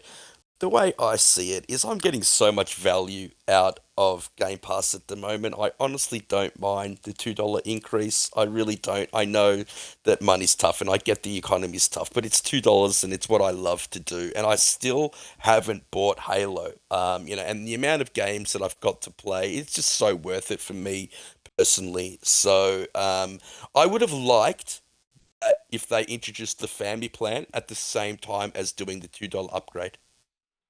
That would have That's been all I'll nice. say. It'd Yeah. have been nice to kind of soften the blow a bit, right? I will say, like, this is very minuscule, and we talked about this before. I didn't think at least that they would be raising the price this year for gold after we saw the price increase first party. I'm like, well, they won't do it this year. I think it'll be the year after or so. No, they did it I this year, agree. but yeah, and you see, we both were in agreement there. But I think they had to kind of do this now as not to look so bad if the ABK situation is approved and goes through. So I I think it's a didn't think bit it of. was going to go up unless the ABK acquisition actually went through. Me And too. so maybe, And that's why I think yeah. they did it now. Like, hey, see, we didn't do this because of that. See what I mean? So that's Yeah. my thinking on it. But and it's Maybe such it's a just it's for such a Starfield. maybe it could be for that too. But like I said, like it's so minuscule. I can't I don't want any I'm never gonna be like, yes, charge me more. But it's like $1 and $2, right? So $2 is it's kind of hard to complain about it too. You know what I I mean? think the economy is even affecting Microsoft right now. So everything Mhm. costs more because electricity prices are going up through the roof at the True. moment. And so I think this is just to offset their costs. I didn't like when they increased the price of the consoles. I thought that was a flat out mistake. You reduce the entry level price to get people on the back end through things like Game Pass. This I don't have a problem with. I still think the value is there Absolutely. easily. Yeah. Yeah, look, Agreed. I'm not mad about the increase. It had to come. Everyone increases it. And that's something with subscription services. And don't be fooled, they will most definitely probably up the cost again. I mean, that's going to happen. And they'll do it until they see a significant drop. That's usually how Netflix did it. They hit that sort of that plateau and they were like, right, this is where it is, and we're gonna leave it here. So how much did Microsoft say they were gonna pay us for saying this, Risk? I forgot, bro. He has to plug in the where when the gamers play, when we all play, we all win, and that Game Pass is the best deal in game. So he has to cover those 2 points. That's what I was gonna say. I'm not overly worried because they pay for my Game Pass, so it's not a big deal for me. Cost me nothing. We all play, we all win. It is the best deal in gaming. Look, it's never great when you get a price increase, but I don't think $2 is too much. If they push up and 6 years. It's been 6 years too since that's true. Since Game Pass started, and they haven't raised any prices. Now you'd argue about the the quantity or quality or whatever of first party games in Game Pass, but that's a long time to hold the line on a cost, right? Yeah. So I see what you did there. Yep. It wasn't very subtle. So thank you. Pat on the back myself. Onad makes a great point that 3 months of Ultimate is 35,000 points, and points are easily accessible if you actually doing your rewards, all that kind of stuff, and you can get it for substantially cheaper if you're diligent enough. They give you so many ways to earn them. Yeah. Mm-hmm. You earn them when you buy games, you earn them when you do searches on Bing, you earn them there's lots of different ways to earn them, and literally it can take you 5 minutes a day. I've always thought about doing a video on it, and I should do a video, and it's really easy to basically get free Game Pass if you shill for the company hard enough. What? Oh, don't say that. Sorry, they're just typing to me in the background. And look, we do going to wind up the show. Unfortunately, we didn't get the announcement. I was hoping that we would get the announcement on the back end. If we do get it, that would be awesome. Just be unfortunate that they and Punty did say as well they have nerfed the Xbox Gold Game Pass Ultimate conversion. Thanks to that is now from a 1-to-1 to a 3-to-1. So it does still work, and I don't know what the exact conversion is there, but there is a conversion, and it's not as great as it used to be. But I still definitely recommend it. I think it still ends up being a little bit cheaper. I do it. Yeah, I do it. It's definitely. It's One last 3 months Sorry, could get you 50 days of Ultimate.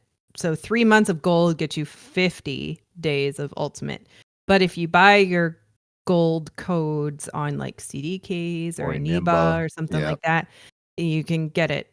Like I said, I got my last batch for $8 for 50 days. So still pretty good. So, Solid one last deal. question before we go. Do you think the deal will be blocked? And whoever wants to answer can go. I think that it won't be. I don't think it will either. I think it'll go past. I think they won't grant the injunction. Logic says that it shouldn't.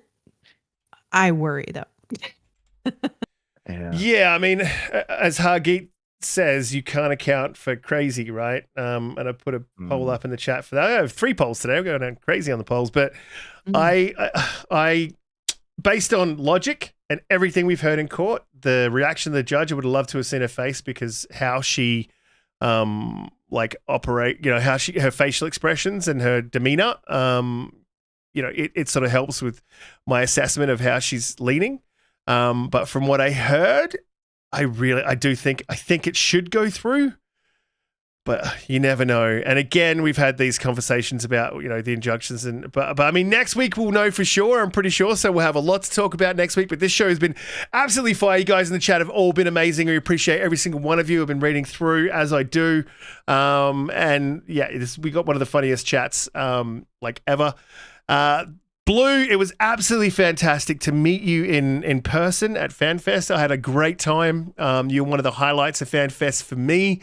And it's been one of the highlights, the highlight of this show, having you on. So really appreciate you coming on the show, giving us your time. Please let the people know where they can find you, what you'll be up to. And if you do want to find any one of our guests' links or any one of the panel members, head down to the description and they are there. You can click away.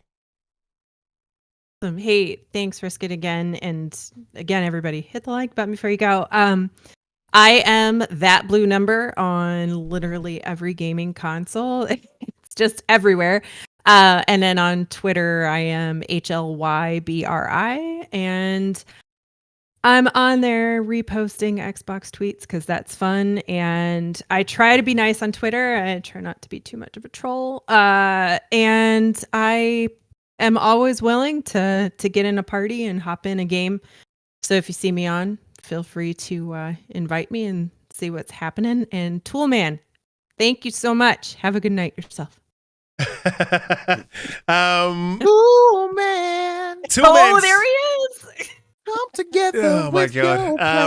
Toolman's one of the guys that's been with us from the very, very beginning. So we definitely appreciate Toolman. You're amazing. Thanks for coming every week and supporting us. I will drop Blue's Twitter into the chat so you guys can head there and follow, give her a follow. And again, it is in the description if you're missing the chat. Umbra, another fantastic week. Thank you for handling me this week. I appreciate all the scripts that you delivered to me. I hope I got everything right and my check is in the mail. Let people know what you'd be up to this week and how you doing. Yeah, we'll have to see. I mean, you did make that video exposing everything, so we're still trying to walk that back, me and Pete. But we'll see if we can get you there. No, it's gonna be a good week, man. We're gonna be playing some Diablo. I'm sure. I'm gonna try to catch up to Pete, even though he left me behind to play with other people. I'm gonna try to play more of Fist. If you all haven't played the Fist game, definitely give it a try. If you like Metroidvania, the game is actually really, really fun, and visually it's just gorgeous. Mm-hmm. They also have a sale too, because I'm kind of on this ARPG kick. That Wolson game, I know some people warned against it. I believe Mark and Ian both warned against it. I know Ian did. He didn't care for it, but it's on sale for the Ultimate Edition at like $17. And the game is gorgeous. It's using the Crytek engine. But anyway, so you all might want to definitely get your game the gold up and try to convert if you can. And of course, you guys can find me on Twitter, Infinite Umbra or Umbra. You'll find me either way. Tuesdays on Xbox Factor with Boom and Cast at 12 Eastern. And my show, The Fix, on Thursday at 8 o'clock Eastern. So if you all are not subscribed to me, I'll post a link below. And if you could do me the favor and subscribe to it, brother. Blue, I'm blue. Dabble, Again, right.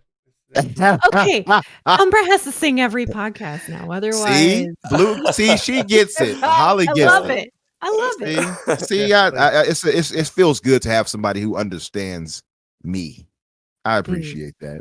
But Mhm. thank you for joining us. It was very nice to meet you, and I'm going to send you a request right after this, so you can add you to Xbox, and we can all jump in on some Diablo. I got you. Umbra Right. has been muted for about 5 minutes. No, he hasn't. But yeah, I did have my finger hovering over the mute button. Jedi Knight Pete, another fantastic week. Let people know where they can find you, what you'll be up to, what you're looking forward to. I'm getting a little bit sick of Diablo, but I will be on it because I'm just going to need someone to carry him. I really looking forward to Remnant. I think that comes out on the 26th of this month, so really looking forward to that game. I think I'll jump into a little bit more Halo as well, just to mix things up. Holly, so great to have you. Yeah, you're amazing today, and please come back. Part of the family now. Chat. Everyone, hit that like button on the way out. I think we only got like 71 likes and over 100 people watching. What the hell's up with that? But peace and love to everyone. Absolutely. And I will be shilling, getting checks, getting reward points. No. This week, I think I'm going to sit on Halo for a bit. I've been really enjoying it, so I'll probably be jumping in with Panda for a bit and carrying her around the field. That should be fun. And we will be back next week. Oh, by the way, I did want to say, Cutie didn't make it today. Unfortunately, you might have noticed she's not here. She had some stuff going on in the background there, so she took the week off. Do definitely head to Confessions of a Gamer Girl podcast, which I think is going up live in about half an hour on the Confessions of a Gamer Girl podcast channel. So head over there and check that out.